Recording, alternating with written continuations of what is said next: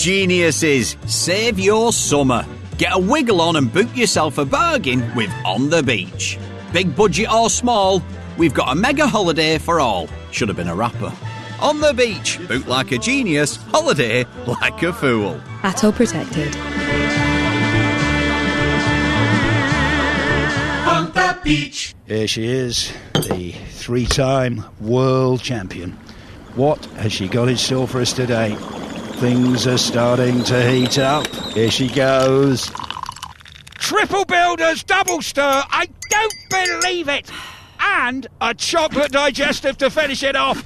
A thing of beauty. You have to say, the judges are going to love this one. British Gas, powering home fans during this summer of sport. This tournament, prepare for greatness with William Hill. Get ready for last-minute winners, legendary goals, and straight red cards. Oh, what was he thinking? Win 50% more on every Scotland game this tournament with Bet Builder Extra, online or in the app. Only from William Hill. Available day before match to kick-off. Bet Builders are 3+ selections at 3-1 or more. Pre-match singles, match stake £20. Full T's and C's apply. 18+. BeGambleAware.org. Well, you can see why people are talking about Asda, can't you? Of course, on paper, Asda have a great lineup with 2 for £20 on packs of beer like Peroni. Then there's party wear from £1. The midfield trio of bunting, face paint and flags. And don't forget the dependable 2 for £7 on Coke 8-packs could be the difference maker. What a lineup! Get match ready at Asda with beer and decorations on offer until the 14th of July. Asda. That's more like it. Selected stores online subject to availability. Beer packs 10 times 330ml each. Not available in Scotland. Coke 330ml, £4.25 each. May exclude express and small stores. See asda.com/small stores. Let's go live to hear about that winning goal. The crowd's gone absolutely wild here. How on earth do you sum up your emotions right now? Amazing. A hat-trick is just the best feeling ever. Is it though? Is kicking a ball into the back of the net really better than food fulfillment from Burger King? That warm, fuzzy feeling of total food satisfaction. Like finishing the last bite of a Gourmet King's Barbecue Steakhouse Angus. No. Correct. Burger King. That's food fulfillment. This Euros, The Sun is bringing you all the gossip, goals and giants of the game. Get insights and analysis from Harry, should have been England manager, Redknapp, Jack, the maestro, Wilshere, Gordon, no nonsense, Strachan, and Jurgen, the winner, Klinsmann. You won't want to miss it. Don't miss out, only in The Sun. Settle down for a night of crime. Witness a heist. Follow a car chase. Eat too much popcorn. Meet a mafia boss. Join in on a bank robbery. Think about making a cup of tea. Be too comfortable to get up. For less. Selected IKEA sofas are now at a new lower price, along with thousands of other products. IKEA, the wonderful everyday. Euro Game Day Live on TalkSport with Carling, the UK's #1 lager. 18+, always drink responsibly. Soccer punch your summer. UEFA Euro 2024, Germany. And just how big could that goal be? Euro Game Day Live on TalkSport. Zeit für den Fußball.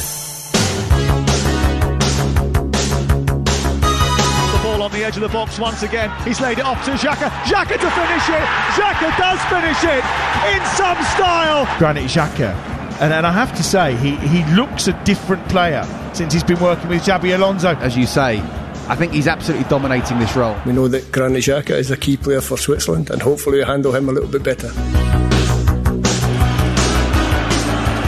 Former Arsenal midfielder Granit Xhaka is a Swiss footballing legend, record appearance holder with 126 caps. He has missed just one game at the last 2 Euros and 3 World Cups for his nation. Had an exceptional season with Bayer Leverkusen. They won the double in Germany, of course, including the first Bundesliga title in their history. I'm Hugh Wizencroft in Cologne alongside former Scotland striker Chris Uwalumo. Listen, Xhaka is only 31 years old. It feels like he's, 35, 36, the amount of time that he's been around. But he says he has become a much calmer player. He says there's more clarity in his game since he left Arsenal and went to Bayer Leverkusen. Do you feel like you're surprised by the impact he's had since leaving? No, not at all. I think he's so consistent. A fantastic player. I think a great leader as well. What I will say, the German game is different from the English. the speed of the game, in Germany is the build-up is much slower. I think, and it's perfect for a player like Xhaka, whose mobility is excellent, but his technical ability to go and find those little pockets. But when he gets on the ball, his distribution is second to none. And again, he's come into a Leverkusen side where I wouldn't say there was expectation on until all of a sudden they start off so well and start obviously collecting the points and where they are, and then all of a sudden he just shows that he can handle that pressure and lead by example. He's a fantastic talent. Steve Clarke was asked about how Xhaka compares with Germany's Toni Kroos, who they didn't really get close to in that opening game. He said they're similar in how they try and control the game. He identified how poorly Scotland had dealt with Kroos, so how do they make sure they deal better with Xhaka? Well, I would go as far as to say, one of those attacking three that's their responsibility, is to nullify him, be around him all the time, harry him, and make sure that he has no time. But good players have a habit of finding those little pockets and little space, and this is what he's done. It won't be the first time that anyone's tried to go and man-mark or cancel him out of the game. He's just a fantastic player that will get on the ball, but it's what you do when he does get on the ball. It's like you cannot drop off him. You have to kind of force the pass, force the issue, and then if he does release it, then you've got to make sure that you're in the right position to go and defend and do what you need to do. But in that transition, if you can force the error and regain possession from Xhaka, they take risks. They bomb forward, and that's when you can capitalise, and that's where Scotland have to be brave this evening. Scotland should be very careful about Xhaka. He ranked second in the Bundesliga for distance, covered third for passing accuracy throughout the campaign. He's been part of a golden era for Swiss football, as I mentioned. Bit of a tough time at the last two Euros. He missed the decisive penalty in the last 16 at Euro 2016, and suspension meant he missed the penalty shootout defeat against Spain in the quarter-finals at Euro 2020. It will be, generally speaking, an intriguing midfield battle between the Swiss and Scotland this evening. Xhaka will be alongside the former Forest captain Remo Freuler in the middle there, and much more will be needed from the Scotland midfield than what we saw in that opening game. Do you think they match up well against the Swiss tonight? No, I think they do. I think there has to be aggression there. Go and, when I say leave one on him, let him know he's in the game, because you've got to test that temperament. Well, that's true. A lot of people said they weren't aggressive enough, Scotland. Yeah, but you've got to test that temperament, you've got to test that character, and I think that's one thing. Like he's saying that he's calmer. That's where he's let his team down in the past, where he's got yellow cards, red cards, whatever it may be, and then all of a sudden you got to put him under that pressure, and by doing that's on the front foot, in his face, and making sure that he knows that he's in a game this evening. Possession-wise, Scotland weren't good enough in that opening game as well. How do they ensure they're better in that department? Well, it's simple, isn't it? It's those short passes. If you have to make sure that you're winning second balls. But in that moment, then I don't mind if Billy Gilmour just gives it to Callum McGregor to get it back, because that little pass, it just builds confidence in the team. They've never done that. I think maybe on 3 occasions we got more than 3-4 passes in against Germany. It was nowhere near good enough with the technical ability that Scotland have on the pitch tonight. So Callum McGregor, Billy Gilmour, that relationship is already there. It's very, very evident. But then John McGinn and Scott McTominay, can they go on it? And where's the outlet? Down the flanks. Ralston, can you be a little bit more aggressive and a little bit more advanced? The exact same from Andy Roberts, and that's what I'm expecting tonight. So that the likes of when Grant Hamley's coming out, Kieran Tierney's coming out, or Jack Henry, when they get their head up, they've got minimum 3-4 options every time. And when they can't play, what do they do? With quality into Adams for him to stick and hold, and that's when you get the likes of Scott McTominay and John McGinn going up and supporting. The tension is truly building here in Cologne. The decibels are going up. Chris Alumo's bouncing up and down like he's about to come on the side of the pitch, like the numbers in the air, and he's calling for a substitution. The players aren't even out there. You've left your boots at home. You're with us here on TalkSport this evening. I tell you, the stadium here in Cologne, each side of the pitch are 2 massive tiers on the stand, all full of fans. You're very much above the players, very, very steep.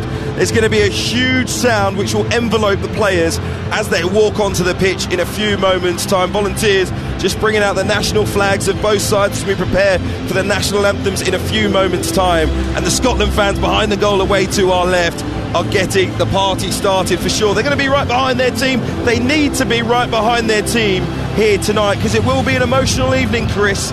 Scotland didn't cope very well emotionally when they went behind against Germany. How are they going to cope with the occasion, with the pressure, with all that's going on inside their heads tonight?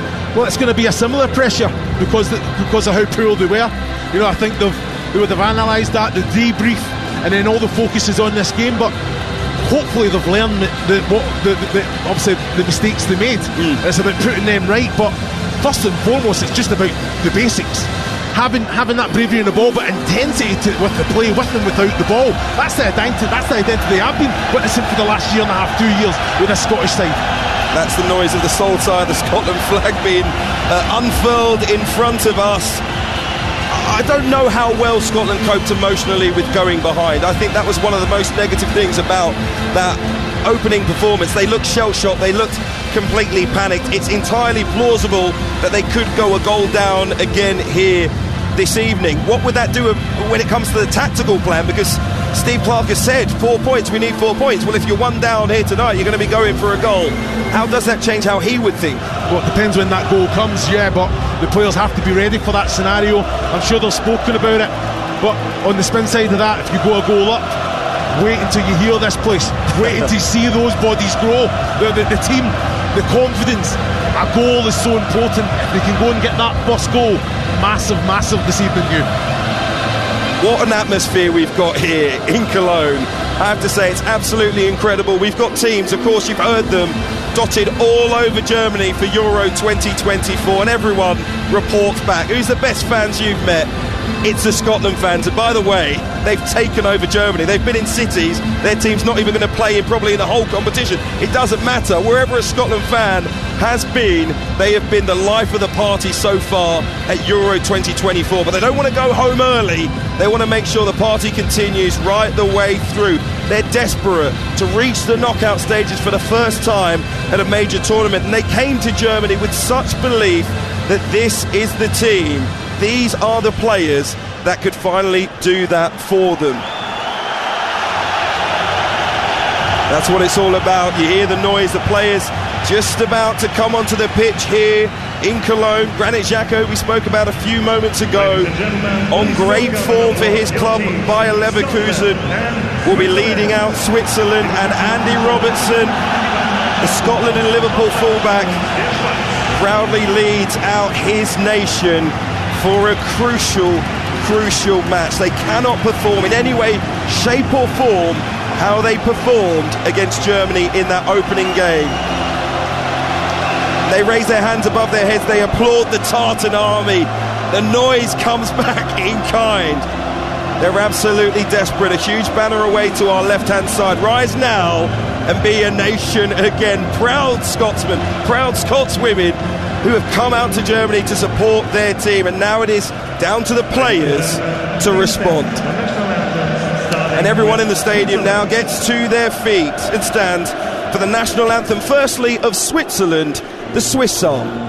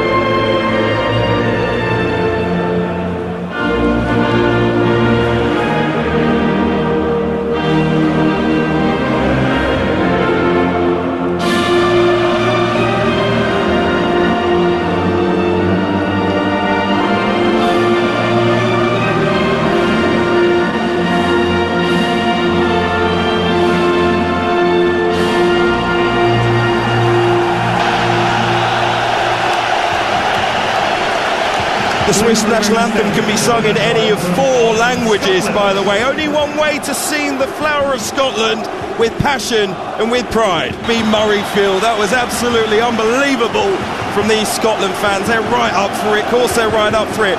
Are their team up for it? Scotland must tonight be the team that we expected them to be. A team full of national pride, dedication to the task, aggressive, brave, punching above their weight. They were spineless in that opening thrashing against the Germans. They've got to show some guts against Switzerland tonight, who could be booking their place in the knockout stages. Scotland here to write history at Euro 2024.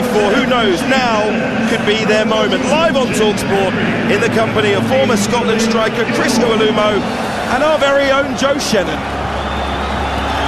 Thank you, Hugh. Good evening, everyone. No Scotland, no party.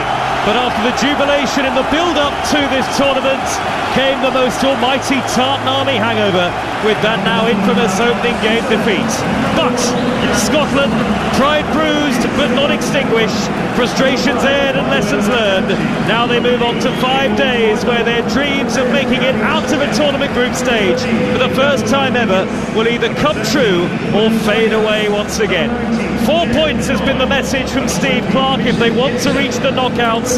Now there's no time for hiding. Now Scotland need heroes. 1 to 11 if the class of 2024 is to stand any chance of writing some history. Gunn is the Scotland goalkeeper. Hendry, Hanley and Tierney the back three. Ralston and Robertson in midfield. McGregor and Gilmore joining them in the middle of the two wing-backs. McTominay and McGinn in support of Che Adams. Switzerland go through with a win tonight. Sommer the goalkeeper, Cher, Akanji and Rodriguez, Vidmer and Vargas the wing-backs, Freuler and Xhaka in the middle, Arvisha and Shaqiri in support of Ndoye up front. Well, it feels like a Scotland home game. 28 years since they last won a major tournament match. The winner scored by one Ali McCoist. The opposition that day at Euro 96, Switzerland. It's time for the Scots to end their long wait and keep their knockout dreams alive. Here we go, live on TalkSport. Scotland from left to right, all in dark blue. Immediately they hoist the ball long downfield and it's straight out to play. And Switzerland all in white. Scotland playing towards the Switzerland end in the first half, though there are Scotland fans everywhere. Far more, I think, than the 12,000 or so we thought. There must be 20,000 in this stadium tonight. And Switzerland are attacking the Scotland end in the first half. This is Group A. Germany through earlier after beating Hungary, who are pointless. And so, Scotland still just about within a shout. But they need something tonight, Chris Uolumo. Yeah, they do. Yeah, they do. So, see, I'm looking at that now. And it's the start there, putting the ball in behind on the angle. Again, giving the ball away straight away, but fantastic there from Jack Henry. Got there in front of his man there. Little push in the back, free kick. But, just have to be brave in possession. Go and win your second balls. Go win your aerial duels. Go win those individual battles this evening. It's a beautiful evening in Cologne. The sun still shines up ahead here at this ground set amongst woodland. Scotland have got a throw on the near side, the halfway line, and it goes back to Grant Handley. Steve Clarke on the edge of his technical area. We are at the top of the main stand, right behind the Scotland dugout. A steep drop to the touchline below, and the Tartan Army behind the goal away to our left. A minute and 25 seconds gone. Scotland 0, Switzerland 0. And realistically, for all sorts of reasons, even if they want to qualify in third place, which is still a possibility, Scotland, they really need 4 points. As Andy Robertson takes a quick throw towards John McGinn, down by the corner flag, and he wins a corner. There's that Scotland roar, after one of the loudest renditions of any national anthem, by the way, I've ever heard pre-match. Well, a higher defensive line, so going and winning that ball in the centre of the pitch. John McGinn, Andrew Robertson, Scott McTominay is just trying to shadow Xhaka, so they can't get the ball into him, but that's what you want. Quick throw in down the right, left-hand side. McGinn 1v1 and then obviously wins a corner. Make things happen, and it's a much better start. McTominay, right-footed corner into the near post is a pawn, and it's cleared away by Remo Freuler. Drops out towards the far side of the field. Switzerland actually one-hand ball against McTominay. The referee's given Scotland another throw. Far side in the left wing position, deep at the base of that two-tiered stand on the far side of the field at the Switzerland end of the stadium. Even then, there are still pockets of Scotland dark blue in the Switzerland end of the ground. And now Kieran Tierney will come forward to take the Scotland throw. 0-0, live on TalkSport. Scotland looking for some response to the opening night.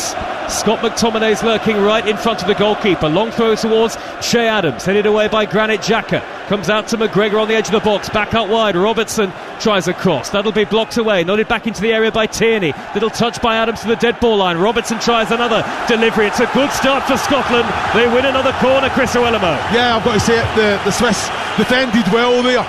Callum McGregor regains the ball at the edge of the box. I want him just to put the foot through it. You know, he gets the ball down under control, it goes back out wide. Switzerland try to get the block in, the cross comes in, but again, defended very, very well. Che Adams kept it alive. Chris is hopping up and down like he's about to go on. Throw him on in this game. Corner to Scotland, they're second already. They've loaded the penalty area with dark blue shirts. 0-0 against Switzerland here. Whipped in by McTominay, right underneath the crossbar and gathered by Sommer, the Swiss goalkeeper, before Grant Hanley could get there. And it's a quick throw out by Sommer towards the near side of the field, and Xhaka, the captain, streaking over halfway. Good intelligent ball at the middle from Xhaka. Too long though for Vargas, and it's a first touch for the Scotland goalkeeper Angus Gunn. Much better start tonight from Scotland, Chris. Yeah, much better start, but they have to be aware of that. Look at Jan Sommer there, come out, good hands, and then quickly release Switzerland down this left hand side, and that's so important that you don't overcommit. You don't leave those holes in behind. Yeah, defensively got back, but a better ball would have put Angus Gunn in a little bit of pressure there. Biggest defeat in the opening game of a European Championship ever for Scotland against Germany in Munich on Friday night. They only had 27% of possession. They scored once, but even that was an effort from Scott McKenna that hit Tony Rudiger and went into the net for an own goal. So much more needed from Scotland tonight. Dannon Doy for Switzerland is upfield. He's under pressure from Kieran Tierney, who slices the ball out of play left-footed, and it's a Switzerland throw midway inside the Scotland half. 0-0. That's a great little ball down for Ndoye to go on. He kept it alive. Unlucky with his touch. Kieran Tierney gets in there. I just want him to be a little bit calmer. He's putting his foot through it, giving Switzerland a throw in the middle third. Can't he go back to Angus Gunn there and just keep possession of the ball? Switzerland all in white, their change kit with blue trim. Vargas has possession on the halfway line, but he's robbed of possession by Hendrick, who steps in firm but fair. Now Hanley, midway inside his own half. It's a poor ball out of defence. He's giving it straight to Vargas, who tries to prod it through the middle. Callum McGregor there to shepherd it back to goalkeeper Gunn. Gunn all in lime green, hoists the ball high downfield. That's a foul by Fabian Schär on John McGinn, and it's a free kick to Scotland just shy of the halfway line. The Tartan Army to the left is quite some picture. 2 tiers of seats totally taken up by Scotland fans, a sea of saltires, and I tell you what, they'll have steadied some of the nerves early on here, Chris Owelamo. Yeah, definitely. You know, they're moving the ball well and making the right decision there. You know, John McGinn, big long ball from Angus Gunn, but he got his read the flight of the ball, got his position, got himself grounded, and just waited for Schär to come through the back. And it is a free kick, but much better from Scotland. Poor from Tierney from the free kick. He clipped it up the inside left channel looking for Robertson, but it was miles over hit. And in the event, Arbisher was able to let that drift away and go behind and out of play for a goal kick to Switzerland away to our right hand side. Swiss fans waving Swiss flags, the red and the white. They're either red or blue on a night like this. Live on Talk Sport, 6 minutes gone. Scotland 0, Switzerland 0. Germany through in this group earlier after beating Hungary by 2-0. Hungary are pointless after 2 games. Switzerland start the night second with 3 points. A Switzerland win will take them into the knockout stages, and they are a very good tournament side as they win a throw deep into Scotland territory. Sylvain Widmer, the fullback, takes it right back to the halfway line where Schär is waiting, and there's another 1-2 between the 2 players. The Newcastle centre-half Schär, tall and slender, has the ball back again, rolls it all the way back to the long-haired Sommer, the goalkeeper. He clips it towards the right-back position, touched on neatly by Schär for Freuler, and then Xherdan Shaqiri pirouettes and spins away on the halfway line. 7th major tournament now for Shaqiri, as McGinn goes in with what looked like a firm but fair challenge. It was certainly robust on Schär. Referee thought not. Free kick to the Swiss, taken quickly up the middle. Too much on it for Vargas. Through to Gunn, 0-0. Yeah, I thought it was an excellent challenge from John McGinn. It's just come up in the monitor, Joe. I think it was all ball, strong challenge, but definitely fair, wasn't it? But much better, I think, in possession. You know, having options going up to top, better quality from back to front as well. Going into Adams, they can actually keep hold of it or go and win that aerial duel. Chris and I have been in Cologne today along with 60,000 Scotland fans, many gathering near the famous cathedral and really enjoying themselves. Lots of kilts and replica shirts on show, and lots of selfies for Chris, of course. Here is Rodriguez for Switzerland, bursting into the Scotland half. A lot of experience in this Swiss team throughout. Xhaka, who's had such a brilliant season, of course, at Bayer Leverkusen, and now Manuel Akanji of Manchester City. Square ball to the right-hand side, and Cher. Hot night in Cologne as Scotland win it back. McTominay up the middle, only Adams forward of him, and the ball angled towards Adams, who was lurking in and around the edge of the D, didn't quite reach him. Good interception on the slide from the retreating Rodriguez, and it's back to the Swiss goalkeeper Sommer. Under the bright blue skies, it's still Scotland 0, Switzerland 0. Well, that was excellent. Now setting little traps.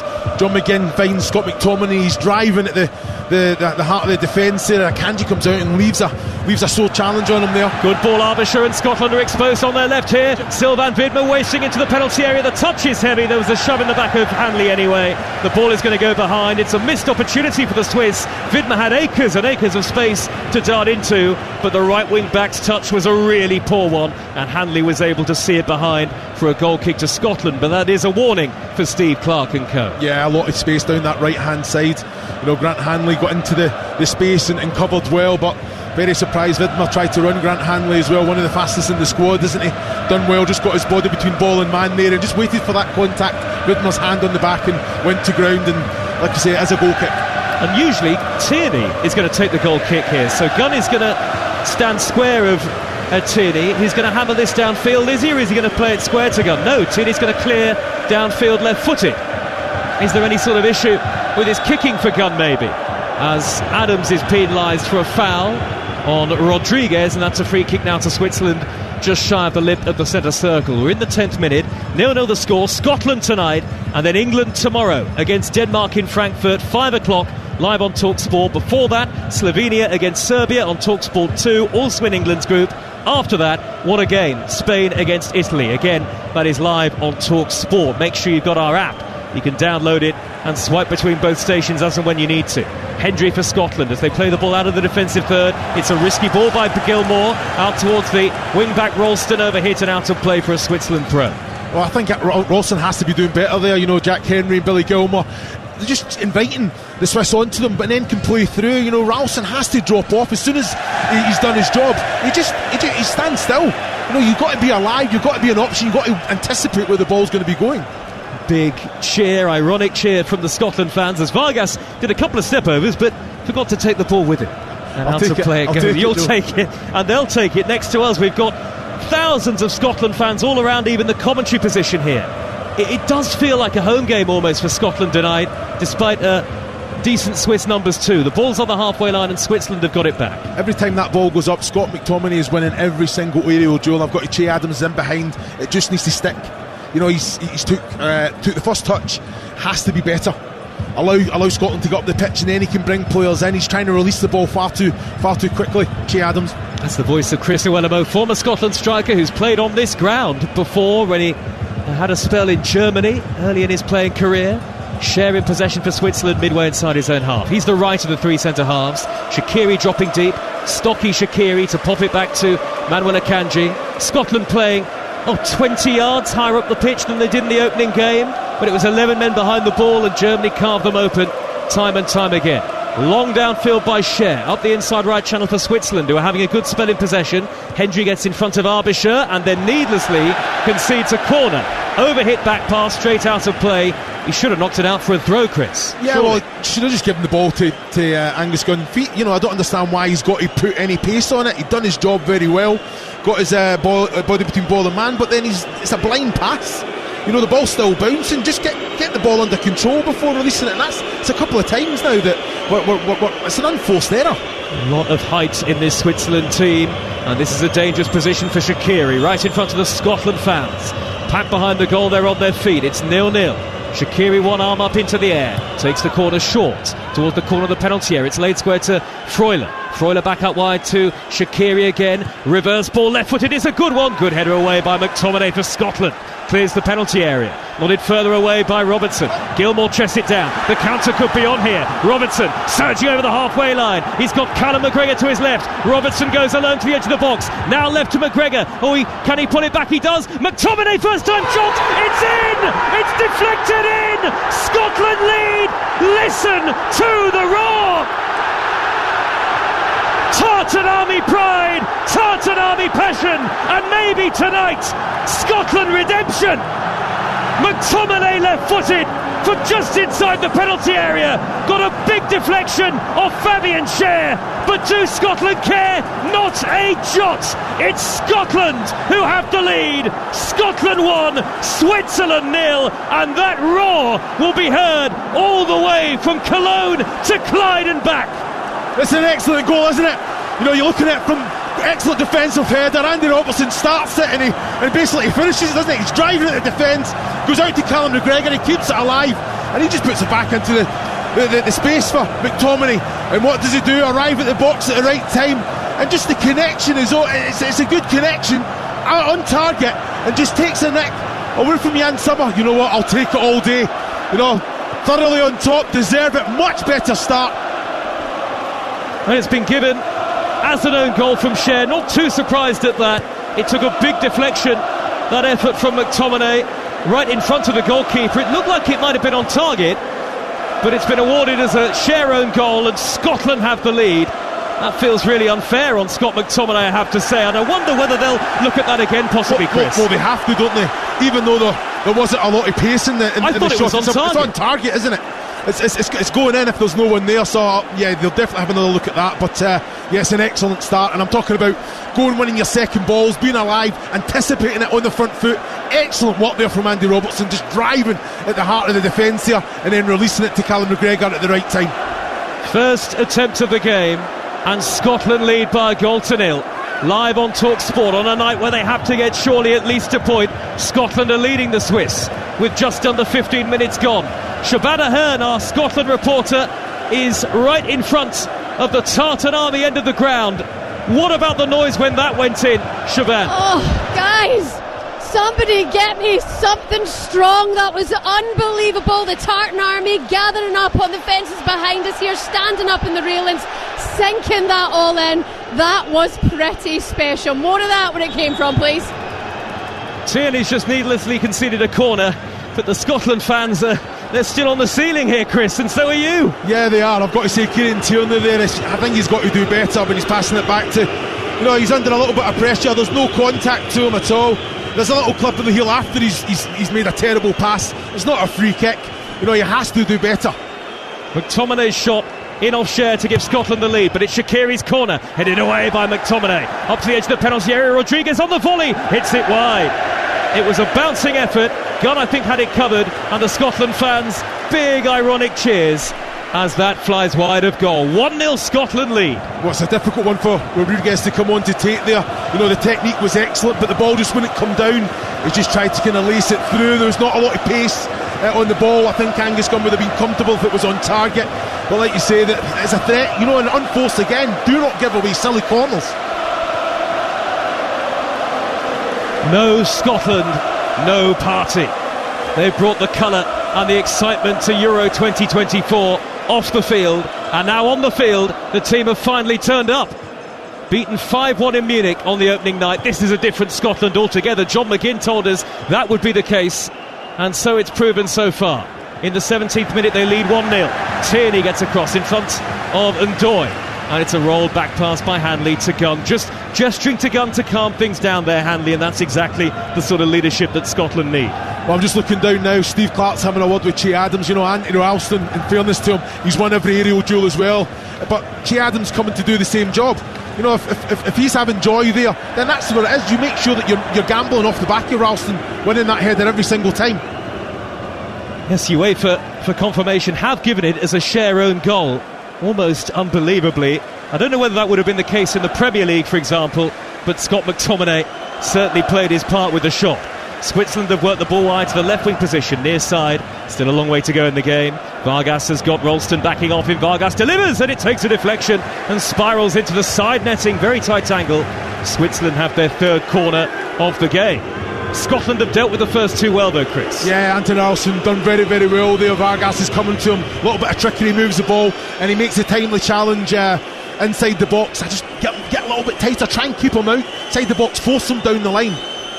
Here it comes from Vargas. It'll be right-footed and in-swing into the 6-yard box, headed away only as far as Freuler on the edge of the penalty area, and now the referee stopped the game. Two players went down, clash of heads, O'Shea, and I think Ralston at the near post. And now here come the two physios onto the field to try and sort things out, and the game has certainly been stopped. And in fact it's Grant Hanley who has gone down with Shea, and Scotland and Switzerland will get the physios onto the pitch. It's 1-0 to the Scots. Wow, Chris Iwelumo, what have you made of the first 18 minutes? Yeah, it's been outstanding, isn't it? Intense there. Now I'm looking at that, it's Ralston that he's came up, Jack Henry's headed the ball, there's a coming together, and Ralston's came down on his back, as well as taking a bit of a head collision there as well, but you can see that's just knocked all the wind out of him there. But he needs to gather himself and get up. He started well, needs to keep it up.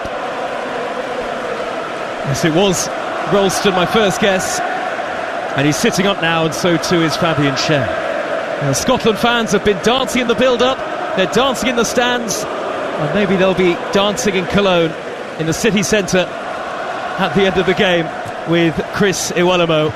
And Shaban Ahern is right behind the goal where that incident happened. You're only a couple of feet away. Shaban looked like a nasty collision, but Anthony Ralston, is he okay? Yeah, McTominay going up for another header. Him, Ralston and Fabian Schär, all kind of a clash of heads. Both of them ended up on top of each other, Ralston and Fabian Schär. As you can see, Fabian Schär now got tissue paper in his nose. Ralston's had a sip of water, a wee look at from the physios, and he's back up and on his way. So all looks good here. Thanks, Shaban. Right behind Shaban are tens of thousands of jubilant Scots and dozens of saltires, blue and white. They've travelled from all around the country here to Germany, and Scotland leads Switzerland by 1-0. And by the way, as Scotland's top scorer in the history of the European Championships for them, own goal. That's 2 own goals now in Scotland's history at the European Championships, if you include the one by Schär tonight. And behind that, a succession of players, 5 in all, who've each got 1. Scotland don't care how it's gone in. Here is Xhaka on the halfway line. Both teams temporarily down to 10 after that clash between Schär and Ralston, and they're just waiting to come back on. Scotland having to defend here inside their own half of the field. Switzerland have possession with Xhaka, who streaks out to the near side, the left, and finds Vargas. Vargas back in field to Arbischer. Little triangular pass involving those two and Xhaka.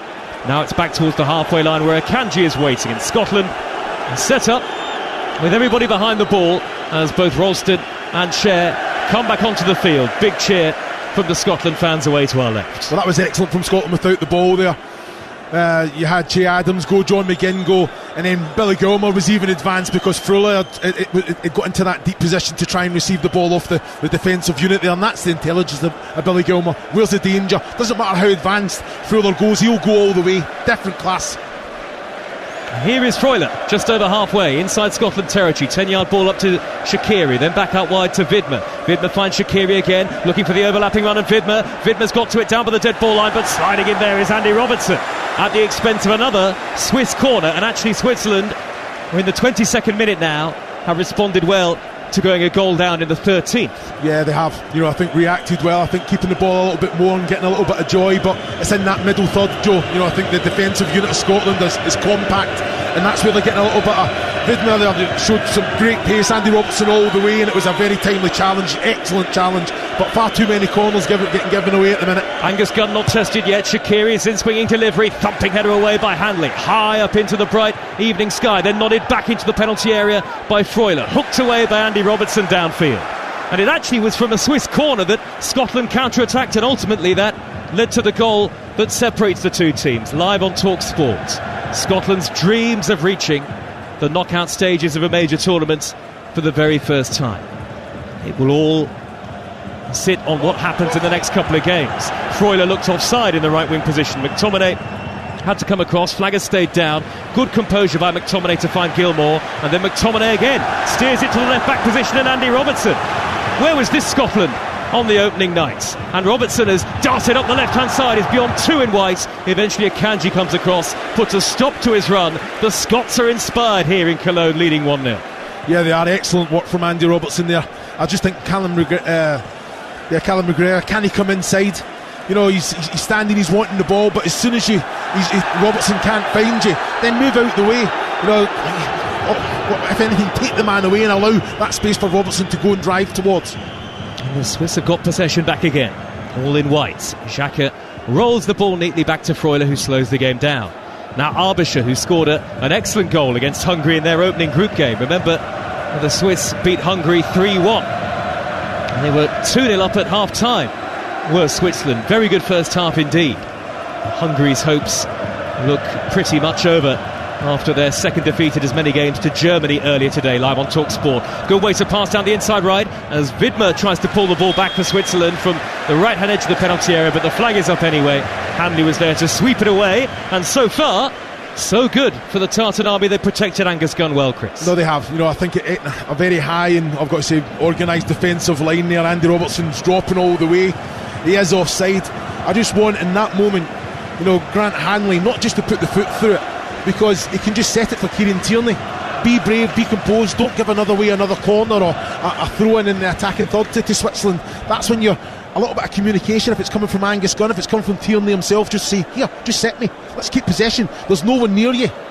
Well, it's not been perfect, but it's been much more like the Scotland that we saw, particularly in that early qualifying passage where they were so good defensively as well.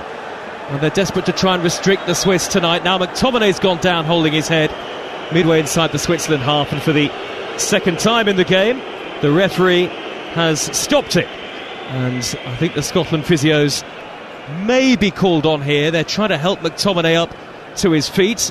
They still haven't got onto the pitch, the physios, just yet. Well, McTominay's gone down holding his head, so really they should get the physios on. It's the referee's job to call them on, but he hasn't done it. This Fabian Schär, he's come through. It's a fantastic defensive header. You know, Scott McTominay's been getting a lot of joy winning those aerial duels, so I think Schär's just thought, not this one, and it's an excellent header from the defender. If you're listening to us on TalkSport, make sure you go to talksport.com at the same time. We've got our live blog for every England and Scotland game. Every game at Euro 2024 is live across the network, including England against Denmark tomorrow night. Here is Schär, whose own goal has Scotland in front. Little 1-2 between Schär and Shaqiri, just shy of the halfway line. Schär has to turn, rolls the ball back to goalkeeper Sommer. Not seen much of Che Adams tonight for Scotland, but it doesn't really matter all that much so far. Rodriguez over halfway, hair in a ponytail, he gives it away to Hanley. Poor pass. Owen Ralston with a dreadful back pass. Shaqiri says he's on it. Oh my goodness me! That is a finish of pure quality and class. An amazing strike by Shaqiri. Dreadful error from Anthony Ralston. He rolled it straight into his path. Shaqiri still had a lot to do, and my how well he did it.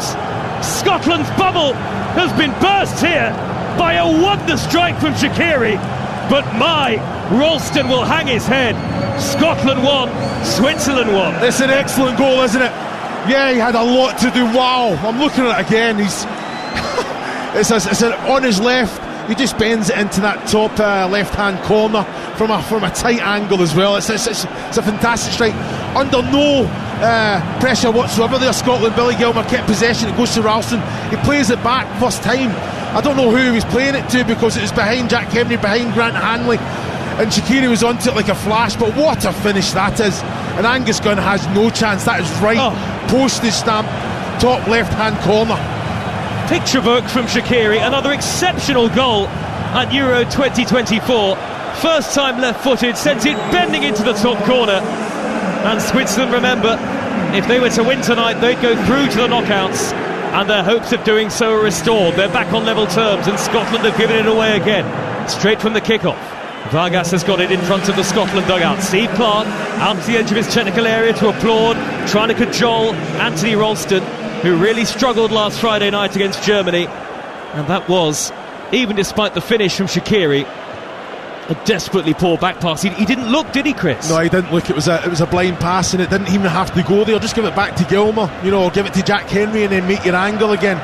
But at the minute, the Swiss have reacted very well, and like you say, take a complete foothold in this game. Scotland under real pressure now all of a sudden. 1-1, 27.5 minutes into the first half, and Arbischer will take a throw for Switzerland, midway inside Scotland territory. Very experienced, this Switzerland team. In fact, it's their oldest ever starting 11 at a European Championships. 30 years, 119 days the average age. Vargas approaches the corner of the penalty area, then lays it back out wide to Rodriguez. It's a great cross, it'll fall for Vidmer. Back post shoots, rifles it over the top. Let off for Scotland. Yeah, it's a big let off. I've got to say, at the back post there, you know, when he's got that space, Vidmer. I'm surprised he's not what Angus Gunn there. Got a lot of time. Just go back across goal. That's where all the bodies are. Make it very, very difficult that if Angus Gunn does get a strong hand to it, it's going back into the danger area. So it's a big let off. Far too much space at that back area. Well, there was a lot of talk, wasn't there, Chris, before the game from a Switzerland perspective. Why drop Duel, who scored his first international goal on match day 1, brought Shaqiri in. Shaqiri's been playing in the MLS with Chicago Fire, but he's got that tremendous experience, and he's always had such potent quality as he showed there. Yeah, he was onto it like a flash, but then to finish it the way he did, it was outstanding. You know, I've seen that time and time again with him in a Stoke City shot. You know, he's a fantastic talent. 5th goal at a European Championship for Xherdan Shaqiri in just 10 appearances. Now then, Arbisher for Switzerland gives it back to Xhaka. There was a late challenge there by Adams, who caught Arbisher. That has the Swiss head coach Murat Yakin, a former player, arms outstretched on the near side touchline. Not happy with the challenge. It was a late challenge from Che Adams, who's had hardly anything to thrive off in the football that he's played across the tournament so far. Maybe there was a bit of frustration in that challenge, Chris. Yeah, he's fortunate not to get a yellow card there. You know, I thought he got some sort of contact to the ball, but I've just seen it on the monitor. Great ball into the area where Vargas is waiting to pull it back. It's blocked off as it aimed towards Ndoye. Good sliding intervention by Grant Hanley at the near post to turn it away. Switzerland the better side at the moment. 1-1 is the score. Ralston in the right wing-back position. And then he goes cross-field, right to left. That's a confidence-boosting ball from the Celtic man, making only his 11th Scotland appearance tonight. Right to left to find Kieran Tierney, who's the left-sided centre-half. For the first time really in the game tonight, the Scotland fans' enthusiasm has dampened a little bit. Robertson, the captain, in field, and back to Handley midway inside his own half. They dare not lose tonight.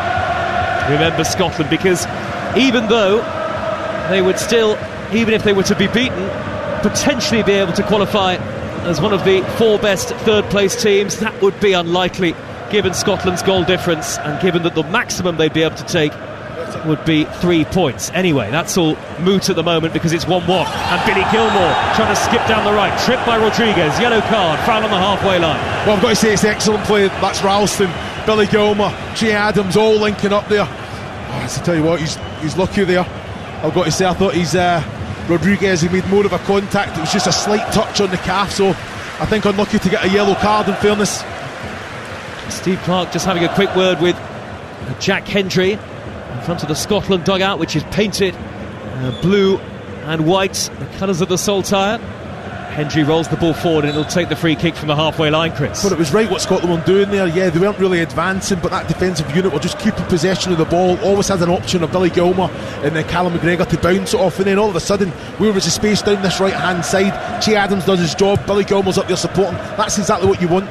Free kick's hoisted high towards John McGinn. Looked like a shove in the back from Fabian Schär. Referee, if he did see it, wasn't interested at all.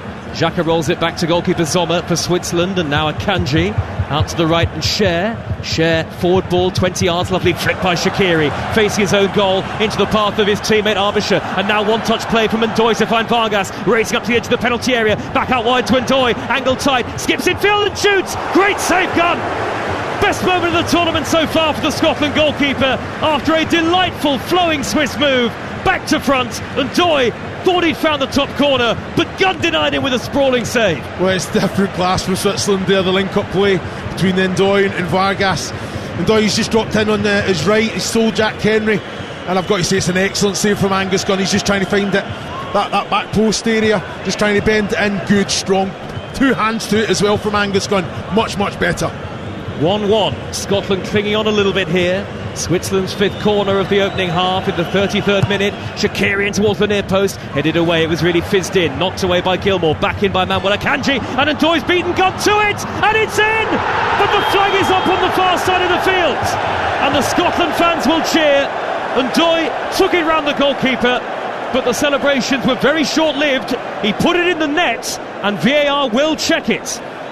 Well, I never thought he was offside. You know, I'm looking at it now. Yeah, he is. Oh my goodness, it's close as well on the monitor. Ooh. But he is. Just a head and shoulders, isn't it? And I tell you what, Angus Gunn was in no man's land there. You know, you either got to come out, make sure you take the ball and everything else, but he was miles off it, wasn't he? It's nowhere near. VAR still to confirm that he was definitely offside. It was very close against Dan and Doy, but Scotland are going to restart play. No goal, it stays 1-1. On Euro Game Day Live on TalkSport, presented by Carling, the UK's #1 lager, 18+. Please drink responsibly. So Scotland fans can breathe a big sigh of relief. Started the game brilliantly, took the lead through the own goal from Cher. Oh, and then the back header from Switzerland towards Adams, only half away. It'll drop down to Gilmour on the edge of the D. No foul given by the referee. Did look like it might have been a foul on Gilmour. He's saying he had his shirt tucked. Well, I'm looking at it and I thought he was in good control. Granit Xhaka it is. You know what's it? Yes, it's a free kick. There's a little hand on the shoulder. He's made the most of it. In fairness, it would be a soft one, but like you say, I think he's in control of the ball there, Billy Gilmour. Hanley for Scotland, midway inside his own half of the field. Back to Gunn. Gunn is going to clatter the ball high downfield. It's hoisted up towards McGinn, inside left channel. McGinn can't bring it under control. Not seen a lot of John McGinn even tonight, Chris, I have to say. What, 34 minutes into the game? Well, he's pulling onto Fabian Schär there. It was an excellent ball from Angus Gunn. I just want him to stay on his feet, just try and hold him off, but you know what, get the ball under control. He's trying to lean in. Fabian Schär's too good for that. He steps away from him and he's fallen his backside there, so just try and be strong but keep control of the ball there, John McGinn. Scotland won, Switzerland won. Switzerland have dominated possession since the Scotland goal. 70% of the ball for the team in white. Unusually all in white tonight, Switzerland. Here is McGinn on the halfway line. Scotland playing from left to right. McTominay's poked it out to the far side of the left, but he can't find Andy Robertson. And you can see the tournament's experience starting to come to the fore for Switzerland after actually quite a sluggish start from them, you have to say. Yeah, it was. You know, and then all of a sudden they've reacted well, controlling the game with the ball. You know, patient with it. They're not forcing the issue. You know, they have that identity, don't they? But they've always got options going forward. They're linking up very, very well. Scotland have to be very, very concentrated with and without the ball. But, you know, I think Scotland have forced the issue there and gave the ball away. Scott McTominay and John McGinn, you don't have to go forward. Give it back to Callum McGregor. He's in loads of space. Can he drive himself into that space in front of him and commit a Swiss player, and then that creates space for others? Well, all things considered, it's been much improved from Scotland. They've been more than competitive tonight. Brilliant finish from Shaqiri for the equaliser, but what a mistake by Ralston in the build-up. Here is Ralston, 10 yards into the Switzerland half, hugging the near side right touchline. He backpedals and falls over as he steers the ball square and infield into the feet of Gilmour. Gilmour's little touch, he's been a steadying influence, Gilmour. Scotland look to have a much better overall shape and balance with him in the team. McTominay is being allowed to get a little further forward, and McTominay rolls the ball back to the halfway line where Tierney's waiting. Now McGregor, centre circle. T-shirt weather in Cologne. We had storms here last night as Callum McGregor nearly gives the ball away on the halfway line. Arbisher looks up, thinks he's fouled. In fact, Shaqiri it is, but the referee just shakes his head. Scotland keep possession, and I wonder for Scotland, is it about building blocks and getting to half-time at 1-1, particularly given how they began the tournament?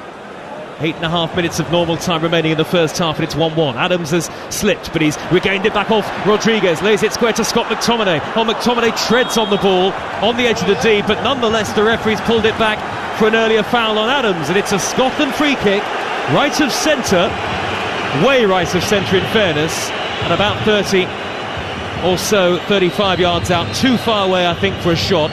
But it will allow them to get the centre half forward. Big Chris Iwelumo alongside me. Yeah, exactly, and it's much better from Che Adams there. You know, I think he's went and made a nothing ball something, got possession of Rodriguez, and to be fair, I thought it was very fortunate that the referee gave us something there, but it was a strong challenge from Rodriguez as well. He's already on a yellow card as well. Came in very late on Che Adams after he released the ball to McTominay. But this is an opportunity, like you say, John. You know, we've got good, aggressive players that can go and win those aerial duels. Just put it right on the money.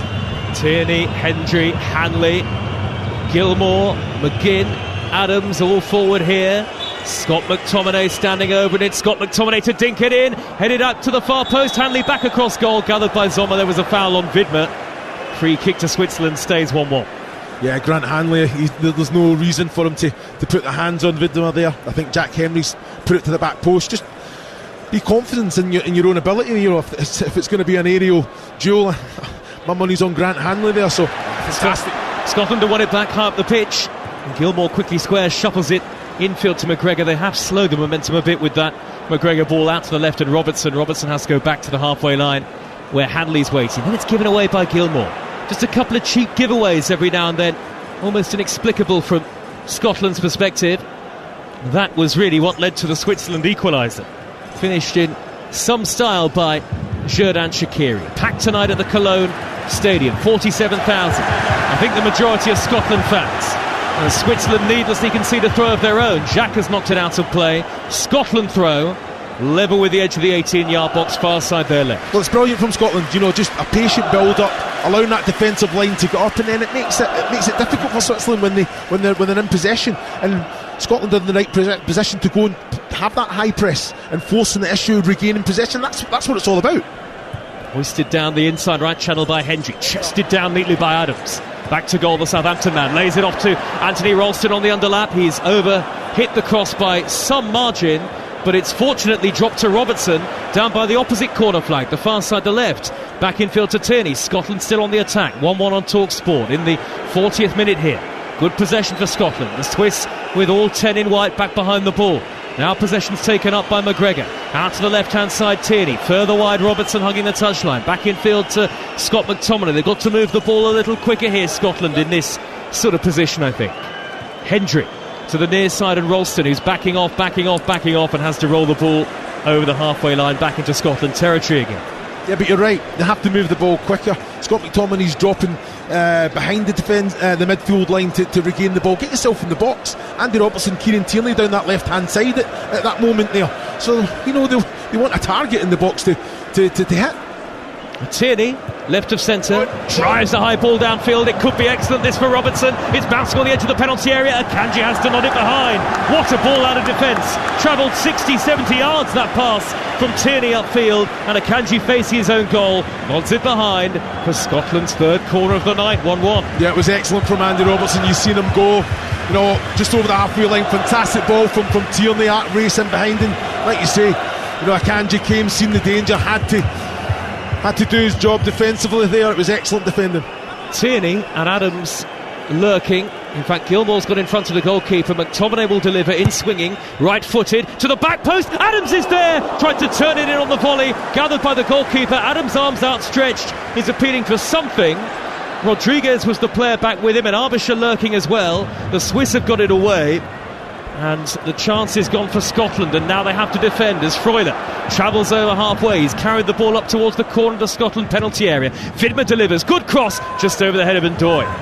Will be brought down by Ralston, right on his own dead ball line, and Ralston, with the aid of a deflection, clears upfield. No foul, Arbisher on Adams. Referees said play on again. Now they've switched it to the left of Swiss and Shaqiri. Back out wide is Ndoye. Ndoye meandering into the penalty area, then shaping to cut in field. This is a dangerous moment, and the shot driven goalwards by Xhaka, punched away by the diving gun. It's come back out wide to the far side. Fabian Schär crosses. There was an attempt at a bicycle kick in there from one of the Swiss players. I think it was Vargas, but he didn't make contact, and now the ball is back out on the Swiss left, the Scotland right. Billy Gilmour makes a robust challenge. Switzerland throw, very close to the Scotland dugout. It's still 1-1. Well, I need more from Ralston. You know, Ndoye is out in this left flank, and he's just backing. He's backing. He's about 10 yards away from it in the 18-yard box, allowing him to advance. And Ndoye is advancing now, one-on-one with Hendry, who's backing off. Ndoye quick feet into the area, threw himself to ground, looking for a penalty. No way. Cleared away by Scotland. Isn't it a yellow card then? You know, I don't understand it. There's no way. He's trying to run into the player. He's looking for it there. The referee's perfectly positioned. And Vargas looked offside down the left. He is. Scotland 1, Switzerland 1. Let's go back to our Scotland reporter Shabana Hearn, who is watching just behind Angus Gunn's right-hand post at the moment. Perfect view for Shaban. What's it like behind the goal at the Tartan Army end? Well, I can say it's heart and mouth stuff just behind the goal when the Swiss are in the final third and in the box here. I can say that this is a better performance from Friday. Almost feels like night and day. Good to see some of the key players like McTominay and Robertson step up too. Tartan Army still pumped. Hopefully we can get another goal, guys. Well, fingers crossed for Scotland. It's still 1-1. A draw would be okay for Scotland. It would keep them in realistic contention of qualifying, as Dan and Doy has beaten two defenders to it inside the centre circle, but as he tried to prod it beyond Hanley, he way overhit it, and it's gone all the way through to Angus Gunn. You're with Euro Game Day live on TalkSport, presented by Burger King. Bring home the ultimate food satisfaction. Get your favourites delivered now. Here's Chris O'Wellman. So strong and Doy, isn't he, with the ball? He just brushed off Kieran Tierney with the challenge, and then Grant Hanley as well, as aggressive as he is. Again, he got round him, but then the ball was too advanced, straight into Gunn there. A little bit of a let-off, but it just shows you the physicality of Ndoye. You always appreciate the physical battle, Chris. Love it. That's what it's all about. But in fairness, it's been more than that from Scotland tonight. There's been a guile about their play that just wasn't... I mean, they could look like they could barely complete a pass in the first half against Germany. No, it's been much better all round. You know, I think like the second balls as well, aerial duels winning, but again, there's been some fantastic passages of play from Scotland as well. You know, I think Callum McGregor and Billy Gilmour seeing a lot of the ball, always there to receive it off that defensive unit, which is a must. It's a must. If you want to get up and play, you want to try and play through the thirds. They are so important. Here is Robertson. Left wing back position for Scotland. Infield it goes to Tierney.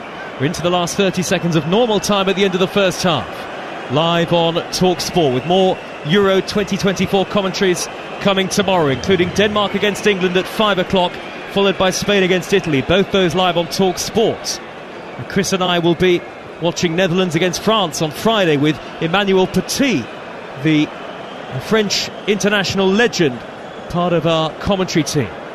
High ball downfield by Gunn, easily cleared by Cher, and he gets the cushioned header back, McCangie, and rolls it back to the feet of Sommer. 3 added minutes at the end of the first half here in Cologne. And the skies are darkening a little overhead, the floodlights becoming more prominent now. Hendry in a battle on the near side with Vargas.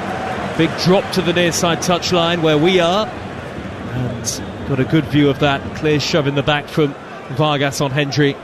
And overall, you have to say Scotland must be happy with this first half, Chris, on balance. Well, they've reacted, you know, to the equalising goal as well. They've got the ball down, they've advanced, playing some nice football as well. A threat down both flanks. I've got to say Andy Robertson down that left-hand side, and it's Che Adams, and Ralston's doing his job as well. I just want him to be a little bit more aggressive, but I guess if Andy Robertson is advanced, then he's got to be half and half Ralston, and have that defensive responsibility as well. Hendry's going to pump the free kick high towards the edge of the penalty area, flicked on by McGinn, but it's cleverly brought down by Vidmer, who then sends a high ball flying over halfway, and Doy and Tierney tussling, and Doy looks to the referee, who I think has refereed the game very well so far, Ivan Krujliak of Slovakia, and he lets play continue again. Sensible. Robertson on the halfway line, they were both at it. Over a minute of the 3 added has been played here. Scotland just don't want any silly mistakes before the end of the half. Ralston, who has made one tonight to gift Switzerland an equaliser. When I say gift, Shaqiri finished it in the most remarkable fashion, but he has been fouled after drifting infield, and Scotland take the free kick quickly out to their left. 1-1. Now Tierney, walking pace here, and I think it's almost as though both sides are content with holding on to what they have at the end of the first half, Chris. They're both just sitting off each other now, aren't they? Yeah, they are. You know, I think that front five of Switzerland, you know, they don't just go in ones and twos, they go together.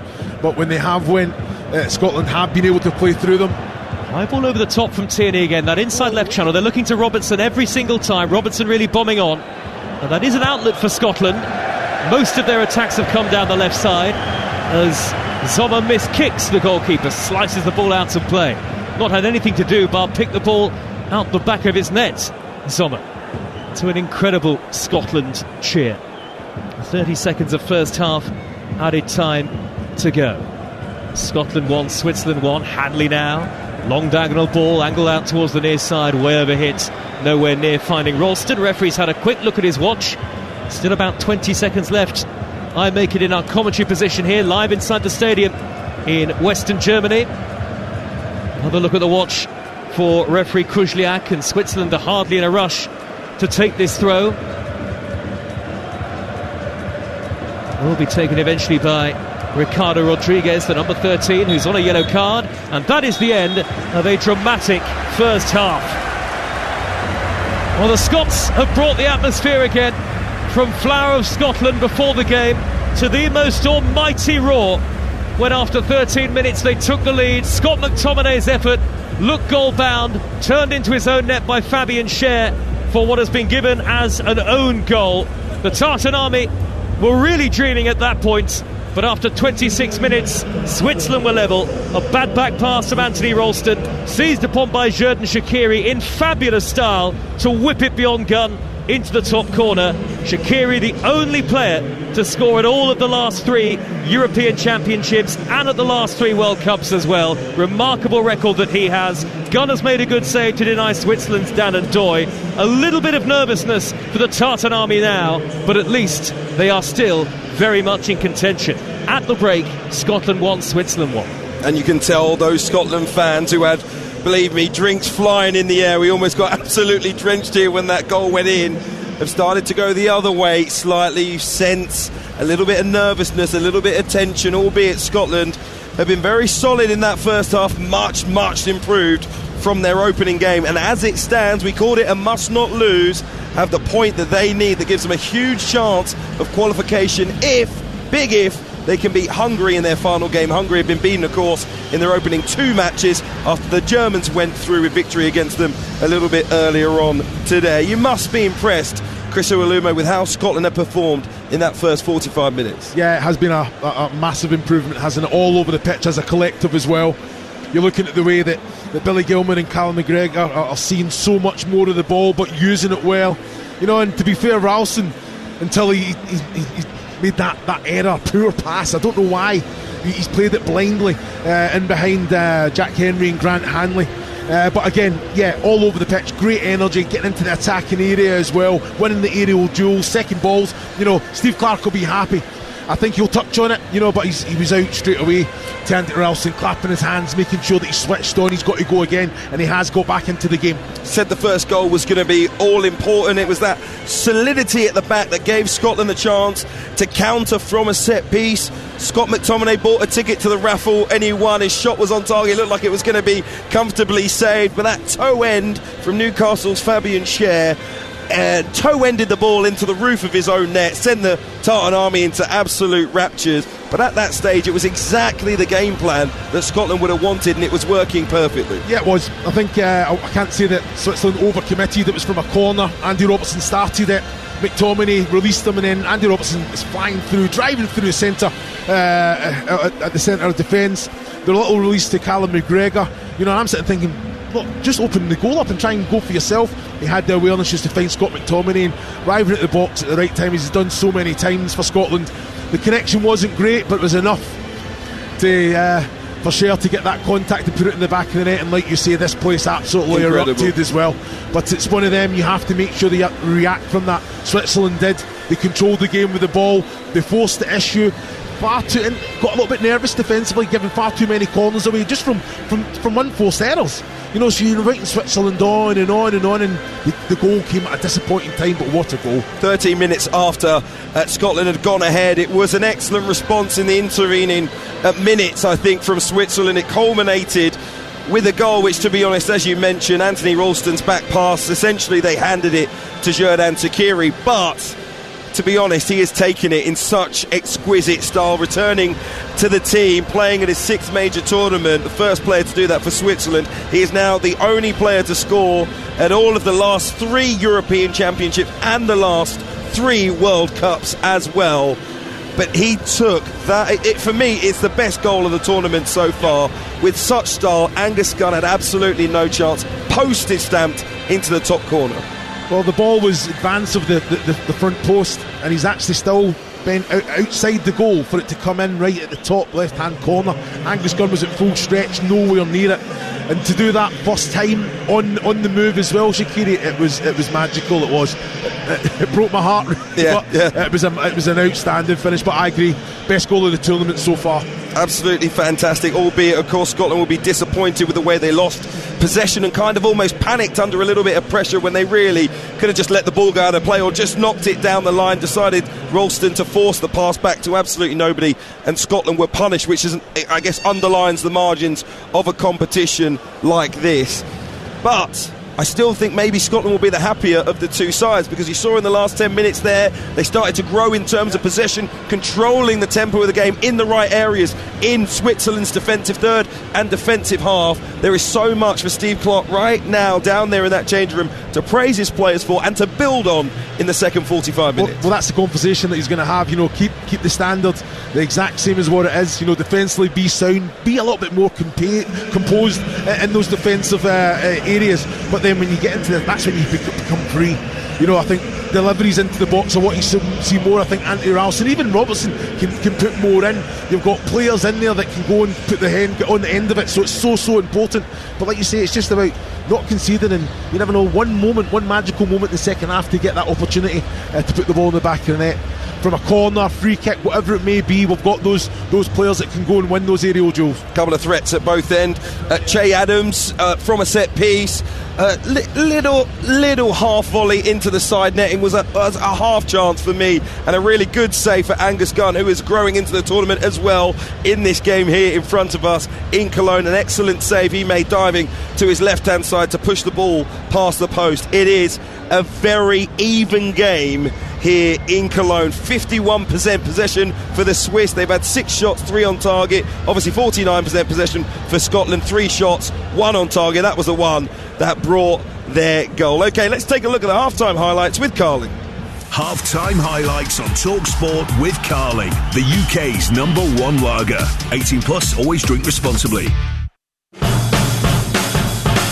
Can he put it back? He does. McTominay, first time shot. It's in. It's deflected in. Scotland lead. Tartan Army pride. Tartan Army passion. And maybe tonight, Scotland redemption. And that roar will be heard all the way from Cologne to Clyde and back. Owen Ralston with a dreadful back pass. Shaqiri says he's on it. Oh my goodness me. That is a finish of pure quality and class. Scotland's bubble has been burst here by a wonder strike from Shaqiri. Those were your halftime highlights, thanks to Carlin. It's 18 plus. Please drink responsibly. Halftime highlights on TalkSport with Carling, the UK's #1 lager. 18 plus, always drink responsibly. You're listening to Euro Game Day live on TalkSport, presented by Burger King. Bring home the ultimate food satisfaction. Get your favourites delivered now. Scotland have done half the job here tonight. It was must not lose. They are 45 minutes away from a very important result. At the break, it is Scotland 1, Switzerland 1. Euro Game Day live on TalkSport with Carling, the UK's #1 lager. 18 plus, always drink responsibly. This tournament, prepare for greatness with William Hill. Get ready for last-minute winners, legendary goals, and straight red cards. Oh, what was he thinking? Win 50% more on every England game this tournament with Bet Builder Extra, online or in the app. Only from William Hill. Available day before match to kick-off. Bet Builders are 3+ selections at 3-1 or more. Pre-match singles, match stake £20. Full T's and C's apply. 18 plus. BeGambleAware.org. Let's go live to hear about that winning goal. The crowd's gone absolutely wild here. How on earth do you sum up your emotions right now? Amazing. A hat-trick is just the best feeling ever. Is it though? Is kicking a ball into the back of the net really better than food fulfillment from Burger King? That warm, fuzzy feeling of total food satisfaction, like finishing the last bite of a Gourmet King's Barbecue Steakhouse Angus. No. Correct. Burger King. That's food fulfillment. It's the event we've all been waiting for. The 30-metre vacuum is on. He's really ramping up the power. Straight around the first corner, overtaking Pepper. Oh no! He's hit a hurdle. It must be a coin. Great recovery. And now he's on the home straight. This could be a personal best. And he done it! Incredible scenes! He really has cleaned up. British Gas, powering home fans during this summer of sport. You could skydive out of a plane or swim with sharks. You might even skinny dip in icy cold waters. Or you could get that inexpressible high, that guaranteed rush from finding just the thing you wanted, the thing you needed, at a great sale price. IKEA Summer Sale, now on. IKEA, the wonderful everyday. It's the most wonderful time of the year. On the beach, on the beach, on the beach. Booking geniuses, save your summer. Get a wiggle on and book yourself a bargain with On the Beach. Big budget or small, we've got a mega holiday for all. Should have been a rapper. On the Beach, book like a genius, holiday like a fool. At all protected. On the beach. Well, you can see why people are talking about Asda, can't you? Of course, on paper, Asda have a great lineup with 2 for £7 on Coke 8 packs. Then there's pizza price drops, including the talented spicy chicken fajita flavour and classic 4-cheese deep dish. Worth £3 each, now £2 each. And don't forget the dependable garlic flatbread was £1.80, now £1.50. What a lineup! Get match ready at Asda this summer. Asda, that's more like it.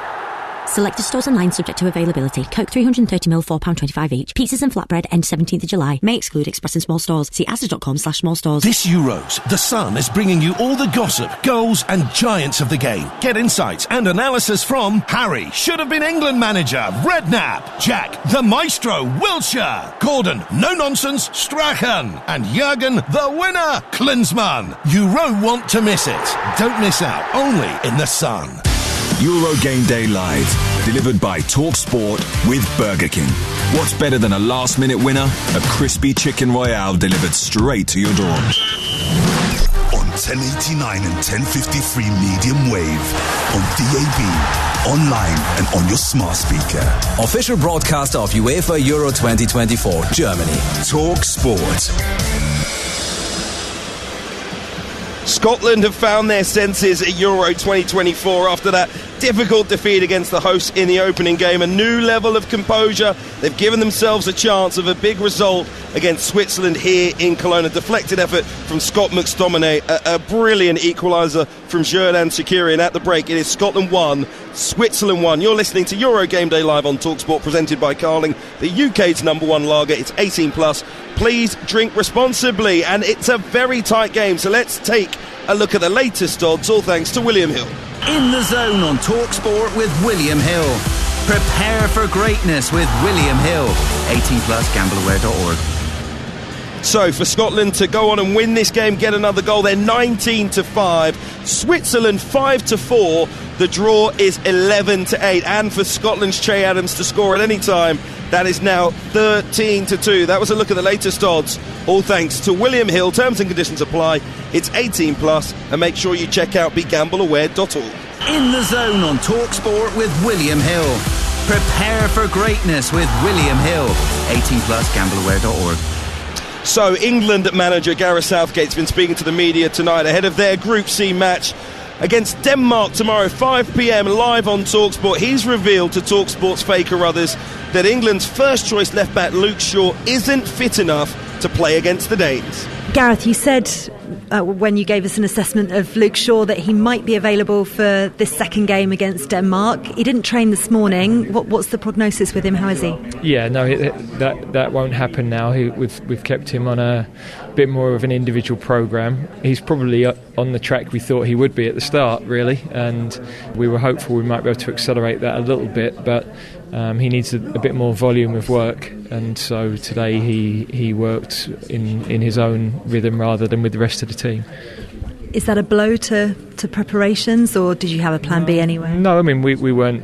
You know, it will be a bonus at the point that we have him available, really. So we've always worked on that basis.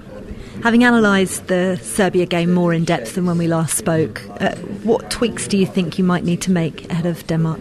Well, clearly in the second half we didn't use the ball well enough.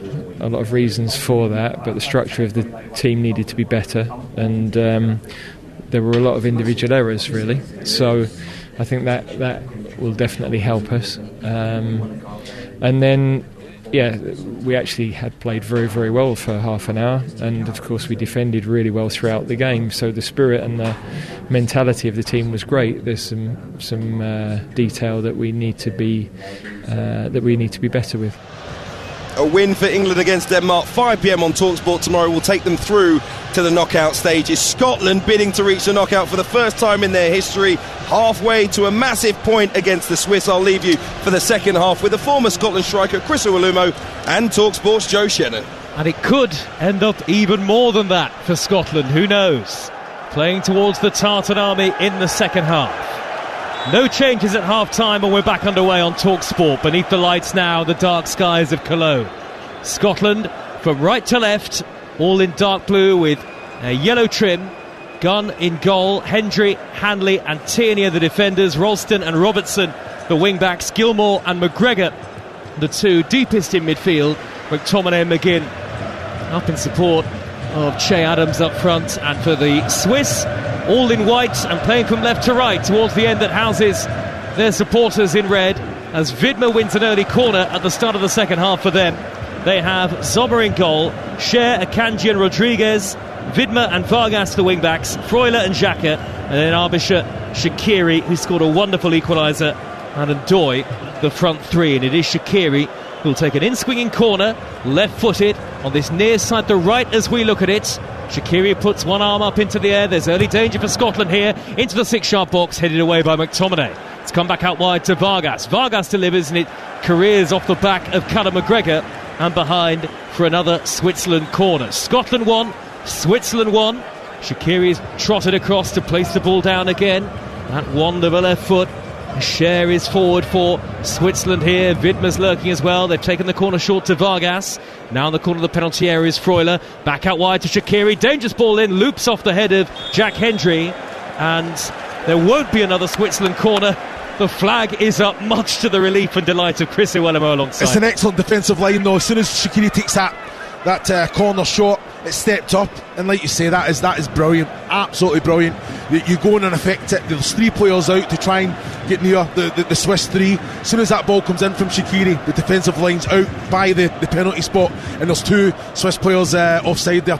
Excellent defending. When Chris and I arrived at the stadium earlier on, and he was filming this, Chris did a little jog up towards the edge of the pitch earlier, as though he was about to come on and play. And he has played here before. It's that kind of night, isn't it? It's fantastic. As a former player, you just want to be on the field. No, exactly. You know, this place brings many memories. We had to, our stadium, Aachen wasn't up to the UEFA spec, so this is what we called home when we played all the Europa League games here. So yeah, it's some fantastic memories. Chris Iwelumo with us for commentary. On a day when Germany have confirmed their passage through to the knockout stages of Euro 2024. The first team to do so after beating Hungary by 2-0, and there was a dramatic draw, 2-2, in the game involving Croatia and Albania. An injury time equaliser for Albania, live on TalkSport 2 earlier on. All of the games live on the network. Just download our app to be across everything. It's free and easy to download. And of course, it won't be too long before the return of the Premier League in August. Good turn by McGinn, looking to dart in field and wriggle away from Cher. He's being dragged back by Cher. The referee had a long look at it, and then eventually points for a Scotland free kick, left of centre, 35 yards out. First chance for the Scots to threaten in the second half, 1-1. Yeah, it's brilliant from Scotland there. You know, Andy Robertson into the feet of John McGinn, and he has his rolled his man. It's both of them are at it, but the strength, it's definitely a free kick Scotland's way. Surprised Cher's even said anything to the referee, but these are moments now. But can you put it right in the money in the box? Great defensive line from Switzerland at the minute, but it will drop. Euro Sports Bar, once we're done tonight in Cologne. 03717 22 3344. Scotland fans to have your say. Robertson to float in the free kick, poor, headed away, didn't beat the first man. Robertson then back to the halfway line where Tierney's waiting in the centre circle to roll it back to Gunn. All in lime green. Robertson's calling for it again from Gunn. High on the diagonal. It's sweeping from right towards this near side, the left. Good flick by Adams into the path of Robertson. He tried to take it in his stride. He's gone down under the challenge of Freuler, who's suggesting that it was a dive from Andy Robertson on the left-hand edge of the penalty area. No, says the referee. Throw to Scotland, level with the edge of the Switzerland box. It's 1-1 on a night where Scotland really can't realistically afford to lose. My, how they'd love to win it. Well, I'm looking at that on the monitor there, Joe. You know, I think Che Adams does excellently well to win the little flick. Andy Robertson takes it in, the ball goes one side of Fowler, Andy Robertson goes the other. He puts an arm across the chest of Andy Robertson just to slow him. Long throw from Tierney, headed away by Akanji. It'll drop down to Hanley, who nods it back into the penalty area, further away by Cher for Switzerland, who's retreating, and he's cleared only half away. Akanji with a header, messy defending from Switzerland inside their own penalty area. Eventually Gilmour takes up possession with authority. The referee's actually stopped the game here because Akanji's gone down and has stayed down, just as Scotland looked like they were really on the attack. The Tartan army behind the goal, filling 2 tiers behind the goal, much of the stand opposite us as well, and there are lots of Scotland fans immediately to our left, not happy with the decision to stop the game. But it was an awkward landing, a nasty landing on his elbow there for Akanji. You might have hurt his shoulder, Chris. Yeah, he's definitely holding his shoulder there, but I'm in shock that the referee has stopped it when Andy Robertson is linking up with... Yellow card for McTominay. Well, I don't understand it. You know, I think Andy Robertson, little one round the corner, I think it was to McGinn it was, and he stopped it. He stopped it because Akanji's down. It's not even a head injury, it's a shoulder. Well, I wonder if McTominay has been booked because the new regulations say that only the captain can appeal and complain to the referee, so maybe that's why. Scotland have got a drop ball. Akanji back on his feet. Robertson back to Handley. He'll drive it long from the edge of the area. High towards Ralston at the back post. Didn't win the header. Away from Arbisher, and it's a goal kick. Scotland 1, Switzerland 1. An own goal from Cher put Scotland in front. Shaqiri with a fine equaliser after Ralston's mistake, and we're 6 minutes into the second half on TalkSport. It's a fantastic opportunity that there. It's not a bad ball from Grant Hanley. Big switch of play onto Ralston, who's pulling onto the wing, the opposite wing back. He's got to win that. He's got to read the flight of the ball. Just keep it alive. Scotland's next game is against Hungary in Stuttgart on Sunday. That could really prove decisive. Well, it will prove decisive ultimately, and we'll bring you that live and in full on TalkSport this weekend. England against Denmark tomorrow, 5 o'clock, live in Frankfurt with your TalkSport commentary team. Driven downfield by Hendry for Scotland, chested down by McTominay. The Scots have started the second half, I think, the better of the two teams. Gilmour's midway inside Switzerland territory. They're having a lot of possession now, Scotland. Tierney, left edge of the centre circle. Memories of the opening game have been forgotten now. Robertson driving down the Scotland left, trying to tear beyond Vidmer. Vidmer did well to track him all the way. Deflection off the Swiss defender, out of play. Scotland throw taken by Robertson, hurls it back 20 yards into the path of Tierney. The 1-2 between Tierney and McGregor, and now Hanley on the halfway line. Scotland looking relatively confident in the game at the moment. Oh, Hendry's been closed down by Vargas, and he very nearly gave the ball away. Scotland have just got to be careful to avoid any defensive errors, and that's why, Chris, it's on a bit of a knife edge, isn't it? Because if Scotland are beaten tonight, realistically, even third place, qualification to the knockouts is going to be just so difficult and probably beyond them. Yeah, I've got to agree. I think that's why the concentration levels have got to be through the roof there. You're looking at Jack Henry in possession, just has to move the ball a little bit quicker. Don't take any chances. Switzerland were just setting the traps here in advancing, so you just got to be better. And let's say Billy Gilmour and Callum McGregor are always the option. They're always on, no matter how tight. They want the ball. This is Euro Game Day live on TalkSport, presented by Carling, the UK's #1 lager, 18 plus. Please drink responsibly. Ball out of defence by McGregor, the number 8 for Scotland. Long sleeve dark blue shirt. McTominay dropping deep into the left wing back position here. Robertson has bombed on upfield again. Poor ball out of play by Gilmour though, from a central position midway inside his own half. Not as tidy as he so often is, the Brighton man. And actually, it's just his second start at a major tournament. He did start at Euro 2020 against England at Wembley. Akanji for Switzerland has rolled the ball out to the halfway line, the near side, the right, and Vidmer. Little glance on by Shaqiri, chested down by Freuler, back in field by Ndoye to Shaqiri, out wide to Freuler again. Nice one-touch play from Switzerland, but there's no great threat to the Scotland goal. All of this happening in and around the halfway line. And actually, Chris, neither goalkeepers had actually a great deal to do. There was a good save by Gunn to deny Ndoye, but precious little in terms of shots on target in the game. Yeah, there is. It's all this battles in the middle of the pitch, isn't it, in possession. I've got to say, I think both teams are guilty of not putting the ball in the danger area when they've had opportunity to do so. Quite cagey in the second half so far. 54 minutes into the game and 1-1 it remains. Up goes the head of Xhaka to beat McTominay in the air. Xhaka, the Swiss captain nowadays. It's with Arbisher. To his immediate left on halfway is Rodriguez. He steers the ball back infield. Flags all around the stadium here. Dozens of saltires to our left, and at the other end it's a sea of red and white. Rodriguez, Switzerland attacking the end that houses their own fans in the second half. Little ball rolled up the left-hand edge of the penalty area by Xhaka. Was that a foul by Ndoye? Shove in the back possibly of Hendry. Referee said no, and then Ralston had to concede the corner. Well, the referee's got it all wrong here. Ndoye's putting that pressure on Henry there. I think it was Ralston actually, but it's a free kick in my opinion. But you have to go on with it. You have to keep the ball alive. And the Swiss have got an opportunity here with Vargas to deliver right-footed. Akanji, Vidma, Cher all lurking. Corner's taken short to Xherdan Shaqiri. Back to the corner of the area. Vargas with a great cross. Good header away by Hanley on the edge of his own 18-yard area. Good height and distance on that. Chris loved that next to me here in the commentary position.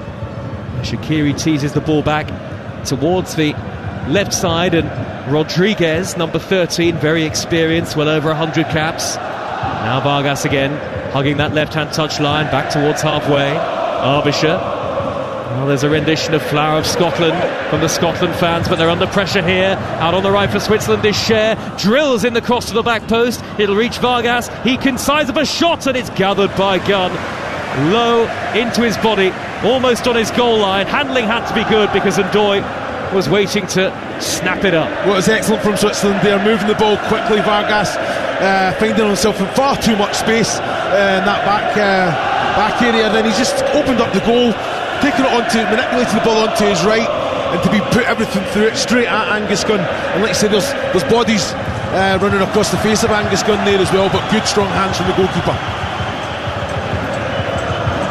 Really defiant rendition of Flower of Scotland from the end away to our left just a few moments ago. Gunn belts the ball long upfield. Ralston tries to win it, headed away by Rodriguez. It's Scotland 1, Switzerland 1. Germany already through in this group. Switzerland would have 4 points from 2 games as it stands. The Scots would have 1, and Hungary would have none at all. So there would still be all to play for on Sunday as it stands. Scotland meet Hungary in Stuttgart, live on TalkSport. Tierney's got possession now. About 15 yards shy of the halfway line. Little 1-2 with Gilmore. Tierney under pressure. Heavy back pass to the feet of Gunn, but there was a foul by Dan Ndoye. Let's get a flavour of the atmosphere from right behind the goal with our Scotland reporter Shabana Hearn. Flower of Scotland will just give you goosebumps every time. A solo piper standing on a table just in front of where the Scotland subs are warming up. But what an incredible atmosphere this end. Moving the ball much better in this half. Got a brilliant view as well of Fabian Cher and John McGinn, that battle. Villa and Newcastle, and smiling at each other like they're enjoying it too. Scotland fans trying to sing their team through the second half. Scotland 1, Switzerland 1. It remains. Scotland's last win at a Euros in a game was in 1996. Ali McCoist against Switzerland. In fact, Scotland's last win at a major tournament altogether. It's been such a long time. Ball is on the halfway line for Switzerland. Hooked downfield by Vargas. Ndoye has spun. He's turned. He's through Ndoye. He's rolled it wide. Turned away from Hanley and then rolled the ball wide of the far post. I think the assistant momentarily put his flag up there.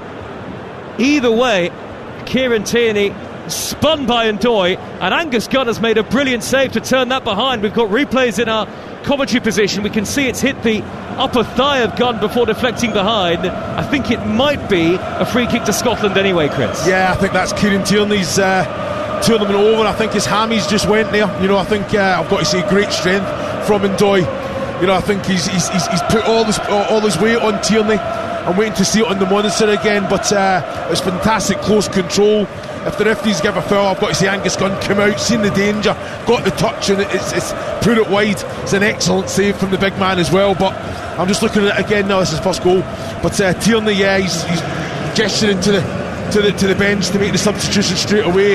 It's not good. Scott McKenna is ready straight away for Scotland. Meanwhile, the Swiss making their first change. Nearly an hour gone. Scotland 1, Switzerland 1. And it's Shaqiri going off, And it's Breel Mbolo, a real danger man, the number 7, coming onto the field. He scored the clinching goal against Hungary in their first group game, the number 7. Hasn't started either of the two matches, really, because he was injured for most of the season. Oh, they've got the stretcher on for Tierney here. This is a real shame. Surrounded by 3 or 4 medical personnel in the fluorescent jackets. Tierney trying to keep up with Ndoye, stumbled and reached for his hamstring straight away, and he can't even walk off the pitch here, Chris Iwelumo. And for Scotland, one of their leaders, a great figure in the dressing room as well as on the field, Kieran Tierney. You have to wonder whether he'll be able to play again at this tournament. It looks that he might not be. Yeah, well, I'm looking at that on the monitor as well there, and it's like his knee jarred as well, so I'm hoping that's nothing too serious. He's went and he's reached for the hamstring, but his knee has jarred and like hyperextended into the ground there, so yeah, that's very concerning. Tierney stretchered off, hands on his head. Desperately disappointing moment for the Arsenal man, who would have been a Scotland regular throughout this tournament, but as I say, you have to wonder now how much of a part, if any, he'll play in Scotland's Euro 2024 journey that remains. Here comes McKenna of Nottingham Forest, came off the bench on match day 1 against Germany. McKenna, he'll just slot in nicely in that back 3, and at least it's a straight swap this for Scotland, I think, Chris, anyway. Yeah, I've got to agree. You know, Scott McKenna coming on, he knows that position, he's got that relationship with Grant Hanley as well. It brings you another head in the box, in the attacking box, whenever that opportunity presents itself to put the ball in there. But you are losing a very good technical player down this left hand side, and that understanding that with Robertson underlaps, overlaps, end product coming in from Tierney. Game has restarted again with the score 1-1. 61 minutes into the game here. The ball is clearly out to play on the far side, the Scotland right. It's going to be a Switzerland throw though, and Arbisher, number 20, will come forward to take it now. Switzerland, who have got Mbolo, I think, in a central role, and they push Vargas forward a bit, and Arbisher's gone to left wing back. Tierney being carefully stretchered and down the tunnel. As soon as we get an update on his condition, whenever that may be, we'll bring it to you on Talk Sport. Shaban Ahern, our Scotland reporter, will be getting the reaction from the Scotland camp at the end of the game, and we'll try and bring that reaction to you as soon as we get it. 03717 223344 for the Euro Sports Bar coming next once we're done here in Cologne. And tomorrow night, England against Denmark. England with the opportunity to seal their place in the knockout stages with a win. Here's Mbolo, halfway line for Switzerland, turns away in field from Conor McGregor. McGregor snapping at his heels. It's rolled wide to Freuler on the near side of the field. These are the moments in the tournament, Chris Iwelumo, where Scotland have really got to dig in. Clearly this is a game of relatively few chances, and Scotland have got to make sure they keep the door closed at their end of the ground. Yeah, definitely. I think it's important that they do go on and get that second goal. You know, I think you're at the minute defending well, using the ball well, being brave as well. Switzerland are getting higher and higher up the pitch. I've got to say I'm happy with the way that Scotland are playing at the minute. You know, inviting Switzerland on, just that quality from back to front can improve a little. You take a point at the moment. 100%, Joe, 100%. Switzerland, if they score, would be heading through. Their fans bouncing up and down behind the goal to the right, and they've made great noise too. And we wandered around Cologne earlier, and the Scotland and Switzerland fans were even singing together. Even some of the Swiss fans were singing "No Scotland, No Party." The ball is with Akanji midway inside his own half, and now Freuler carefully watches the ball out to his right where Cher is standing. Cher pumps a long high diagonal ball. That's a lovely pass from Cher, right through the air and brought down neatly by Vargas. Ralston is backing off as Vargas, couple of step overs into the box, right footed effort, and it's just over the top of the crossbar. He's done it a couple of times, Vargas. You know, he's driving. Anthony Ralston, I think he has to go and make that contact outside the box. He keeps dropping. As soon as Vargas comes in the box, you can't get near him. He manipulates the ball onto his right again, trying to open up that space, and then he puts everything through it to try and find that back corner. You know, twisting it, Anthony Ralston inside out there. So, you know, keep him outside the box. As soon as he receives the ball, get in his face. A tidy, tricky player, isn't he, though, Vargas? Fantastic talent. Third major tournament for him. Chris Iwelumo, former Scotland striker, with us in the commentary box again tonight, live inside the stadium in Cologne. Talk Sport 1-1 the score. Scotland went ahead, but Switzerland equalised within 13 minutes. Both goals in the first half. Switzerland having much more of the ball now in the second, as we head towards, slowly but surely, the final quarter of the game. Forward by Cher, cushion header infield, it's spun off the head of McGregor, dropped neatly for Gilmour. Gilmour 35 yards out, he's going to go for goal, it's blocked by Manuel Akanji. Oh, it opened up there for Billy Gilmour and he thought, why not? Excellent from Billy Gilmour. It was going somewhere, he struck it very, very well. The bravery of Akanji as well, just stood strong. Took a heavy one there, but it's much, much better from Scotland there. And they've got a throw. Scotland fans, they've all been standing throughout the game, and there are Scotland fans in every area of the stadium. It feels like everywhere you look you see a blue and white flag. Ralston's going to take the throw to McTominay, caught in the penalty area. Oh, was he fouled by Akanji? He was. Free kick right on the right hand edge of the box. A clumsy challenge, unlike Akanji, who is so often so composed. The two players who play their football, of course, for the rival Manchester clubs, McTominay and Akanji. Scotland free kick. Really dangerous area this, Chris. Well, I'm looking at that as well. I think that's a yellow card. You know, Scott McTominay's just took it away from Akanji there. No intent to win the ball as well, and he's came in strong. I think he's got a dead leg himself, Akanji. You can see him grimacing there. McKenna, Hendry, Hanley, all forward. Gilmour's on the edge of the box. McTominay, little word in the ear of Andy Robertson, who's the only man standing over it now. So important for Robertson here. Just beat the first man, beat the wall, try and hit the target. There's so many bodies running across the face of summer here. Two in the wall, Scotland end, 1-1.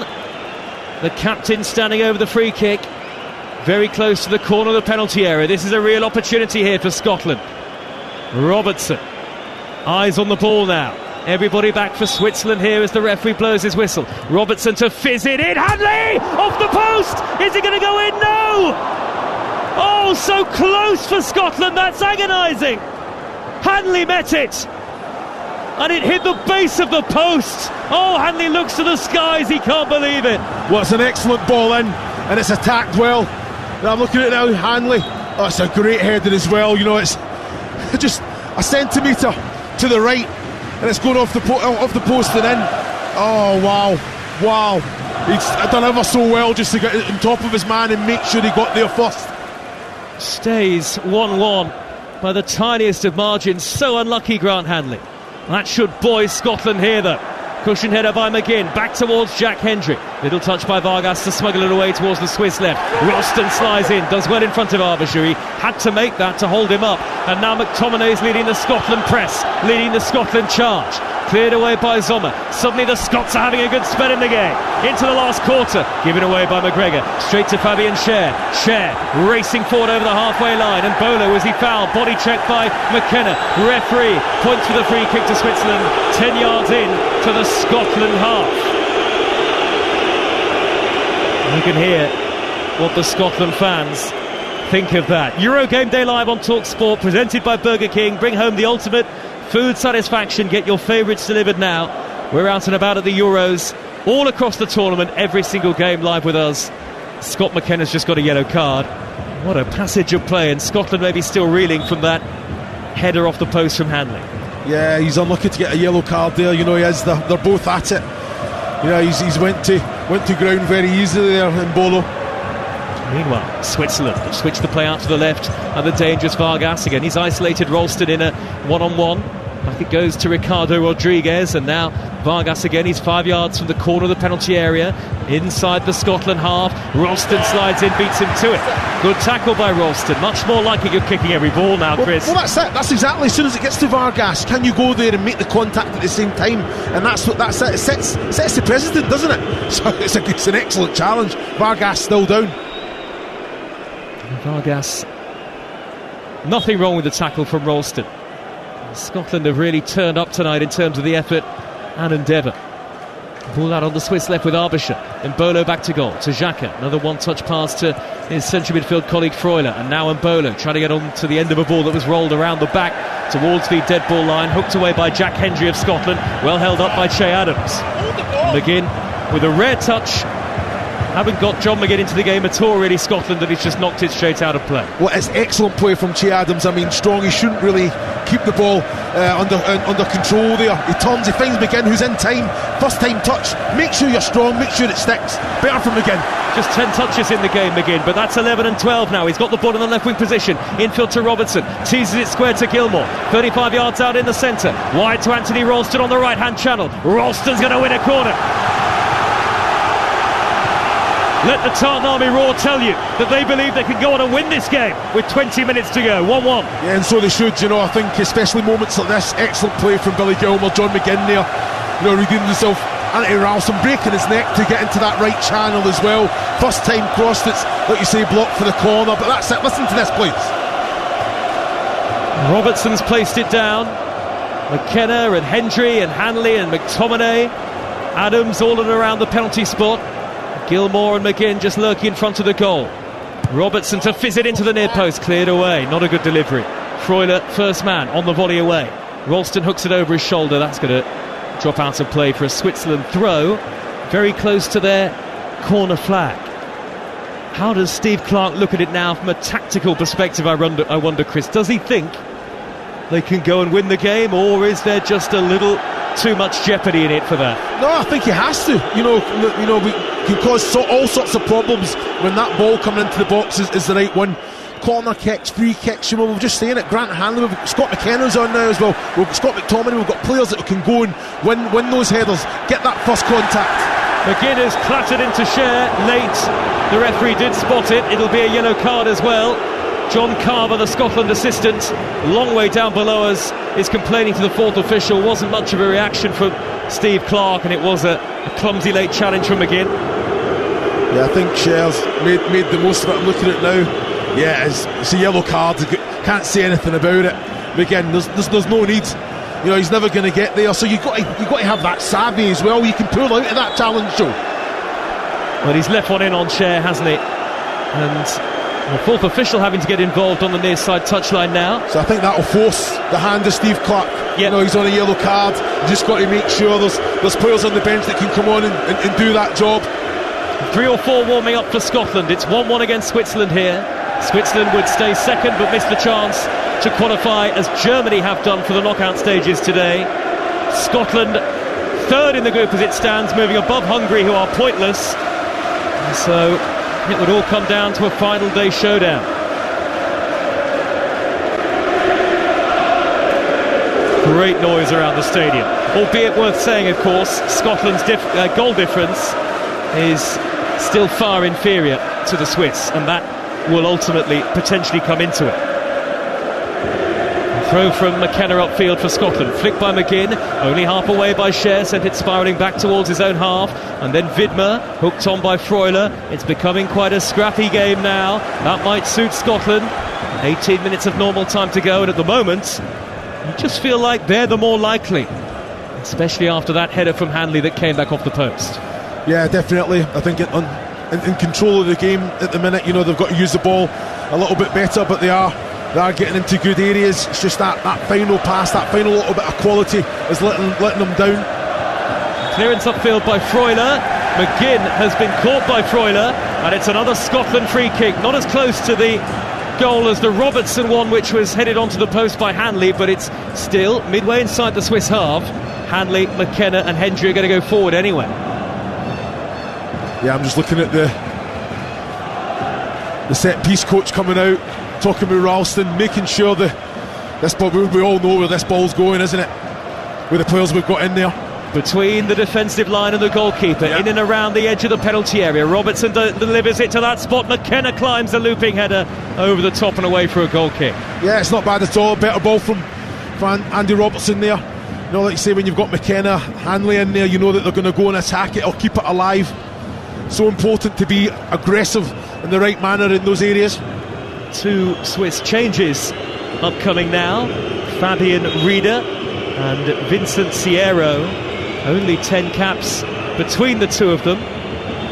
First change is going to see Freuler come off.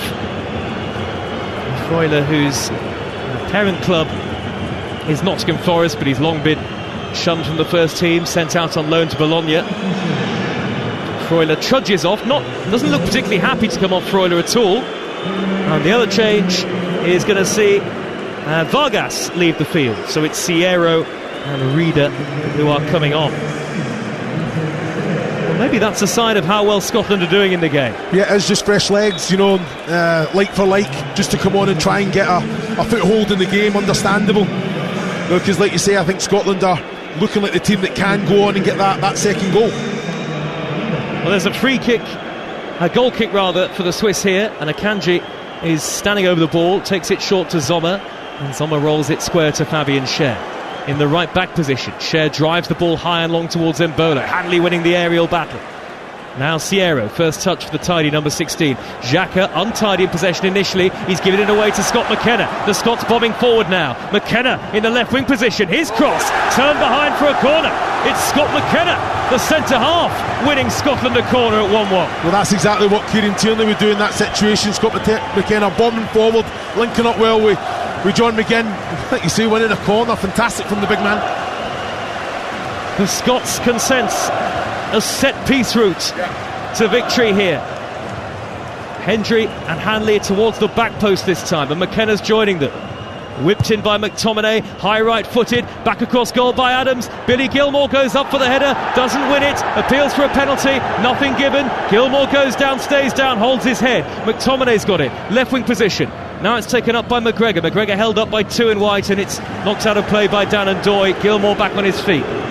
Yeah, it's fantastic play, keeping it alive, winning second balls. I'm looking at this challenge now.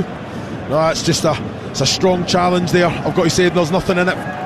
Not a free kick, just a coming together. Robertson's throw towards McGinn. 10 yards infield from the corner flag. McGinn spins towards the dead ball line. First time cross is blocked, steered upfield for Switzerland towards Mbolo. And he's won a free kick just inside his own half. Fantastic play from Mbolo there. Knew the challenge was coming from McKenna. Just a little touch inside. McKenna's got to be careful, hasn't he, on the yellow card as well? Well, there was nothing in it in the second half in Munich in the opening game. How are you feeling? How are your nerves at the moment, Chris Iwelumo? A little bit short at the minute, but I'm looking at boys are on the front foot as well, trying to force the issue, which is good to see. Well, you're coping well. We'll have Chris with us for all of the Scotland games. Xhaka's back pass to Sommer. Scotland pressing high. Sommer forced into a hurried clearance upfield. It does bounce forward towards the feet of Ndoye. Plays it backwards to Xhaka in space inside his own half. Out to the left-hand side, and Ndoye again scampers forward, skillful footwork. Square to Sierra in the centre circle, goes backwards to Akanji. The Swiss are just trying to regain their composure and footing in this second half with 13 minutes to go. It's Scotland 1, Switzerland 1. Now the ball is collected by Rodriguez, who steams forward into Scotland territory, corner of the penalty area, reverses it infield to Arbisher. Arbisher's on the edge of the box. Now Rodriguez again. Arbisher out wide to the left-hand side, and Doy has collected possession. Three in the middle to aim at, and Doy goes alone and shoots high over the top. Again, infield on the Switzerland left, the Scotland right. Ralston ended up on the floor, but the ball ended up in the stand. Well, Anthony Ralston's a very, very lucky man here. And Doy far too easy. He's trying to show him one way, but he's 3 metres away from him, so you can't show him down the line. You have to get closer to make sure that you're blocking. If anything, you're a little bit deeper to show him the line. He's basically got his back to him. It's poor defending, and I understand. Fitness comes into it. He's not figured a lot for Celtic, and he's playing catch up at a major tournament. So 12 to go plus added time on Talk Sport tomorrow. Slovenia against Serbia on TalkSport 2 at 2. That's in England's group. England against Denmark at 5 o'clock in Frankfurt in a TalkSport commentary, followed by Spain against Italy at 8. And Scotland are ready in Kenny McLean, a midfielder who'll come on very shortly. Be interesting to see what the switch is. Scotland have got a player down on the far side of the field. There were two challenging for the ball, and being helped to his feet on the far side is Billy Gilmore, and he's going to come off, and Kenny McLean comes on. Yeah, I think when he's went to header that ball, he's done something with his calf. You can see that he's not moving right there, but Kenny McLean can come on and play in all three of those positions, hold him in fielder and even advanced, where John McGinn is as well. So Yeah, fantastic technical player. McLean onto the field and immediately on the defensive as Switzerland come forward. These are really nervy moments in the game for the Scots whenever Switzerland have got possession inside opposition territory. Now it's back in the Swiss half with Rodriguez, 1-1. And Sierra just shy of the halfway line. And Sierra's just popping the ball back every time he gets it. No great invention from him. Arbisher out on the far side, the left. Infield on the halfway line, a big electronic sign with the word Cologne behind him. And Soltire and the Swiss flag hanging high up into the sky from the stand opposite us, the east side of the stadium. Here comes Rieder for Switzerland. Nippy footwork to race towards the corner of the penalty area. He's held up and he's looked to roll the ball up the inside right channel, inside the box. Mbolo was never going to get there. Well marshalled by Hanley, and a goal kick to Scotland. 10 minutes plus added time, and the scores are still level. Well, fantastic play there from Hanley, seen the danger. Mbolo's causing all sorts of problems, movement as well. But Hanley seen the danger, got across the face of Mbolo and just ushered the ball out there. So now, well done. Well, this is good news, and I think well deserved. UEFA have now given the goal, the Scotland goal in the first half, to Scott McTominay. And we did say that it was amazing that Cher was awarded that goal, an own goal initially. Yes, it took a massive deflection off him, but the strike for McTominay was goal bound, on target, and so Scott McTominay, the Scotland scorer, and here he is on the ball now, 30 yards from goal. McGinn had to reach that. He thought about shooting from range. He's on the edge of the penalty area, lays it wide left to Robertson to dink it in high. McTominay took it off the head of Adams. It's dropped down to Ralston, hooks it back across. McTominay blocked. McTominay on the volley again, might get a third opportunity. It'll come down to Adams. Back to goal. Scotland goes so close. Back it goes now to Jack Hendry to whip in the cross, headed away by Vidmer. McTominay on the volley, blocked by the Switzerland defender. Some of the Scots fans wanted handball, not given by the referee. No check taking place. Scotland have got it again. 9 minutes plus added time to go. Talk Sport at Euro 2024. This is what it's all about. This is what Scotland came here to do, Chris Owellamo. Yeah, it's excellent from Scotland there. Scott McTominay, the great connection as well. It was on target. I think it's come off a Scotland player. I think it was Che Adams. Potential penalty check going on. Is the information on my screen? Yeah. Well, if it's come off a Swiss defender there and it's on target, then yeah, it stopped it. Well, check over. So no penalty, but that will boost Scotland's confidence again. Adams has held it up in the right wing position, but he's laid it infield straight to Xhaka. Now Rieder rolls it through to Mbolo. Flag has stayed down. Mbolo is clear. Mbolo chips the goalkeeper and scores. And now the flag does go up. And the Swiss fans behind the goal have thrown their beer all over each other, and it's to no avail whatsoever. And indeed, Angus Gunn's goal is being showered by plastic glasses. Chris Owellamo, you called it. Mbolo adjudged to have been offside. It's tight as well, and he's just offside.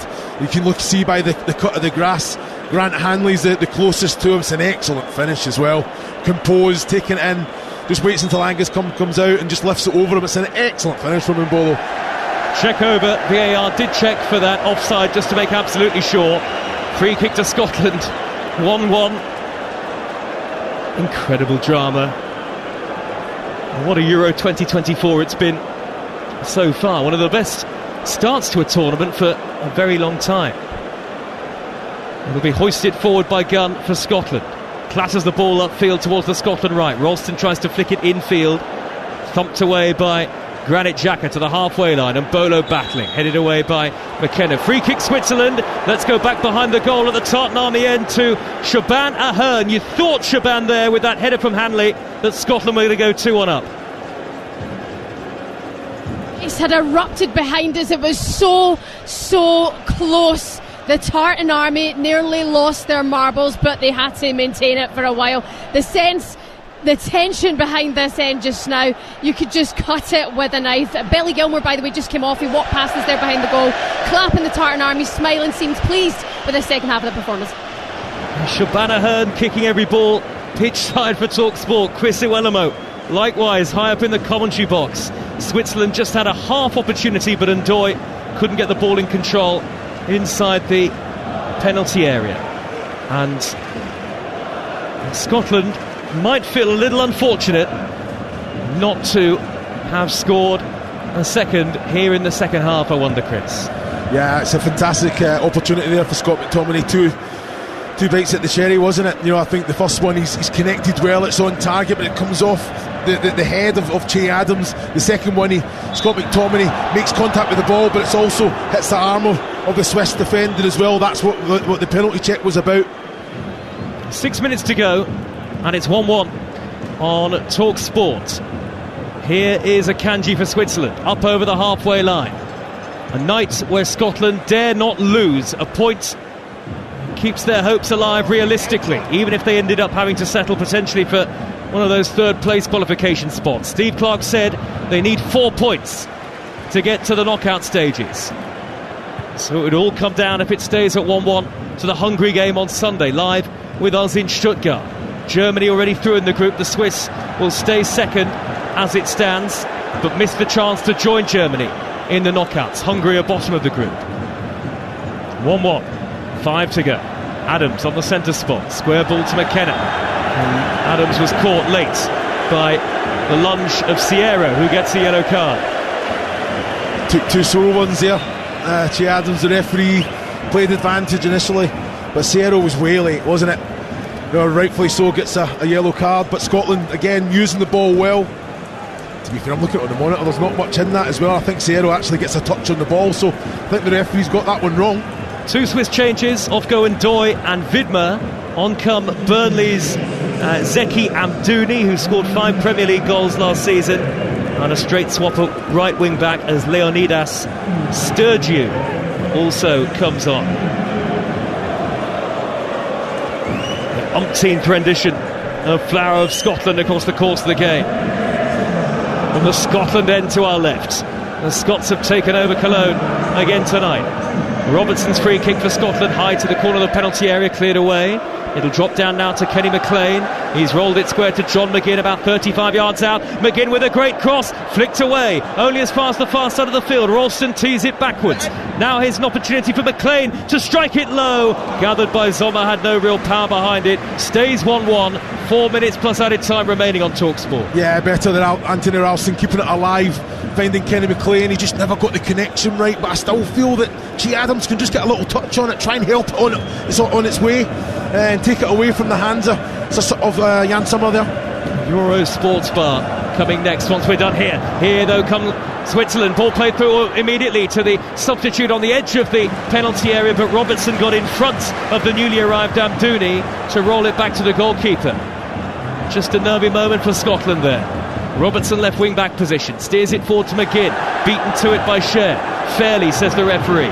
Scher's then blocked off by Andy Robertson. Really a real battle now in that central portion of the field of play. Into the 88th minute we go. Scores have been level now for a long time. Shaqiri's equalised for Switzerland, and it was a long time ago. 26th minute after McTominay's deflected strike had Scotland in front.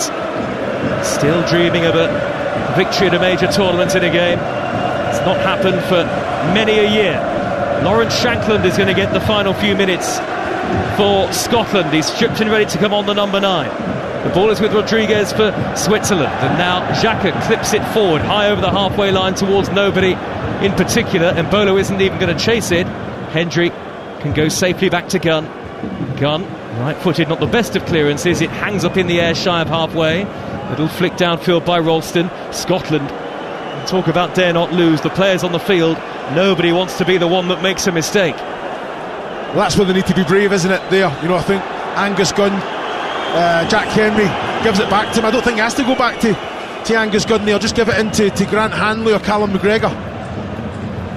Ball has been cleared upfield for Scotland, and then there's a foul. Robertson on the near side, left back position with a poor challenge, it has to be said. I think he's caught Amdouni there with a late lunging challenge. In fact, it's Reeder who's been fouled. And Reeder gets himself to his feet, and Scotland are going to have to defend a dangerous free kick here, out on the Switzerland right, with less than 90 seconds of normal time to go. Wasn't much in that. Mbolo offside a few moments ago, by the way. We've just seen another replay on our monitor. It was extremely tight. Ryan Christian, Lawrence Shankland ready to come on for the Scots. There are Scotland fans simply praying that they hold on to the point that they're going to get as it stands. Reeder is over this free kick for Switzerland, and he's going to curl it in left-footed. Everybody back for the Scots. Whipped in dangerously to the back post, and Dooney's header a yard wide. Well, the flag did go up on the near side. I think he's suggesting there was an offside or maybe a foul there, the assistant referee. And Dooney wasn't to know that, and it was very, very close. Stays 1-1 as we head into the last 30 seconds of normal time. And the Scotland fans marking that with a big cheer. Shankland and Christie coming on. Off go McGinn first of all, and Adams the other to lead the field, Chris. Yeah, again, light for light coming on. You know, it's just one of them, just one opportunity, one moment, one magical moment. Now Shankland, Christie coming on. It's big game players, isn't it? This is your time to shine, isn't it? But I've got to say, Che Adams and John McGinn have been excellent. Linked up well, been strong, been aggressive on the front foot. Shankland darts on the number 9.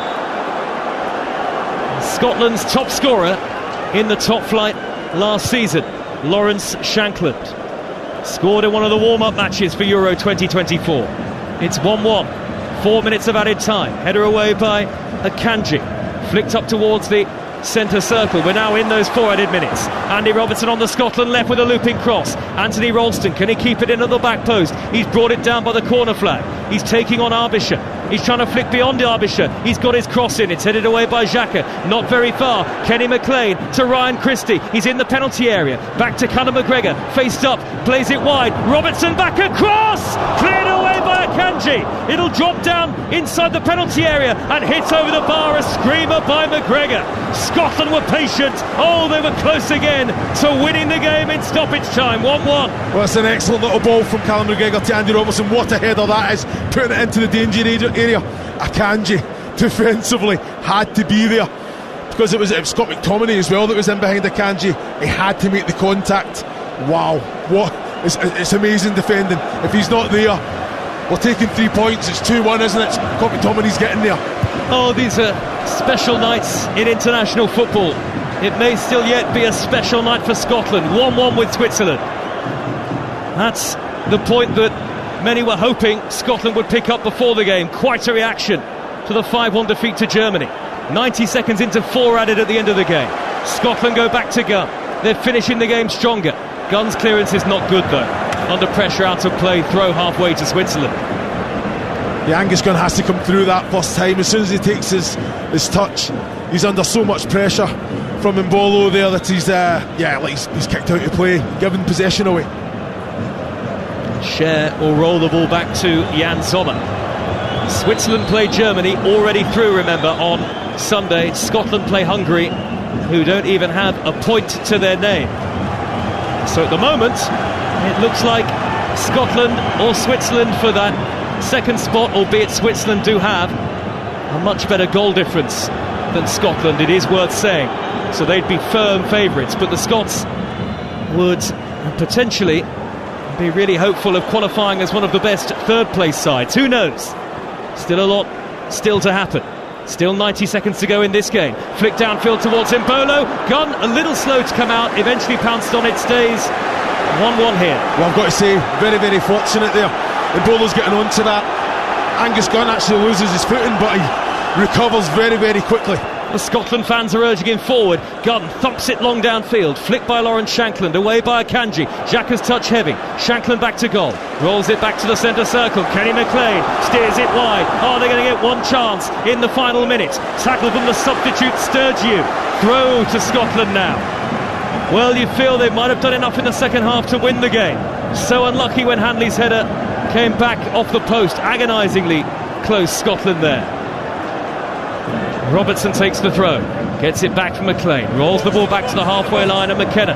30 seconds left, it's 1-1 on TalkSport. Is there one last glimmer of a chance for Scotland? Fed long by McKenna. That's a great ball cross field. Ralston brings it down. 3 in the area. Here's the cross. Christie headed away. Drops down to Kenny McLean. Edge of the D. Scoops it left. Robertson goes up for it. Headed only half away by Reeder. Nodded down by Robertson. Scotland have still got possession. Robertson is out on the left. Robertson crosses. Headed away by Fabian Scher. Reeder can't bring it down, he was slow. Here is Christie on the corner of the penalty area. This time Sierro comes across. Sierro sweeps it away, and that is the end of the game. But Scotland get what could be an absolutely crucial point in their fight to reach the knockout stages of a major tournament for the very first time. It was must not lose, and Scotland didn't lose. They didn't just grind out a draw. They might feel they deserve to win it, but whatever happens, it takes the Scotland fight to the final day. No sleep till Stuttgart on Sunday for the Scotland fans. They will face Hungary, where their fate ultimately, in the context of the group and in the context of potential progression, will be decided. But after the dismal opening night in Munich against Germany, this was quite an impressive, quite the reaction from Scotland. Very impressive throughout. McTominay gave them a dream start 13 minutes in, deflected effort beyond the goalkeeper, and that was a Tartan Army roar that the Scotland fans will forever remember. But Xherdan Shaqiri quickly equalised with a fine strike after a miscue by Anthony Ralston. There were chances at both ends. The best for Scotland came when Grant Hanley's second half header hit the post, and it ends all square on a dramatic night in Cologne. Scotland 1, Switzerland 1. And a little punch into the air from Steve Clarke. A small smile as well. He's not going to get carried away with this, but it's exactly what he was after. 4 points was the target. He told us that before the tournament. They've got the one. They need to take all 3 against Hungary at the weekend, and that will give them a fantastic chance of reaching the knockout stages at a major tournament for the first time. And now here inside the stadium in Cologne, as Scotland's players having shook hands with all of the Switzerland players, go to the end, that all the Tartan Army have stayed in their seats to show their appreciation for their team that have worked so hard here this evening, who could have easily taken all 3 points on another day. They pushed in the closing stages. Grant Hanley hit a post. This is a performance that Scotland can be incredibly proud of and can certainly build on, because if they play this way at the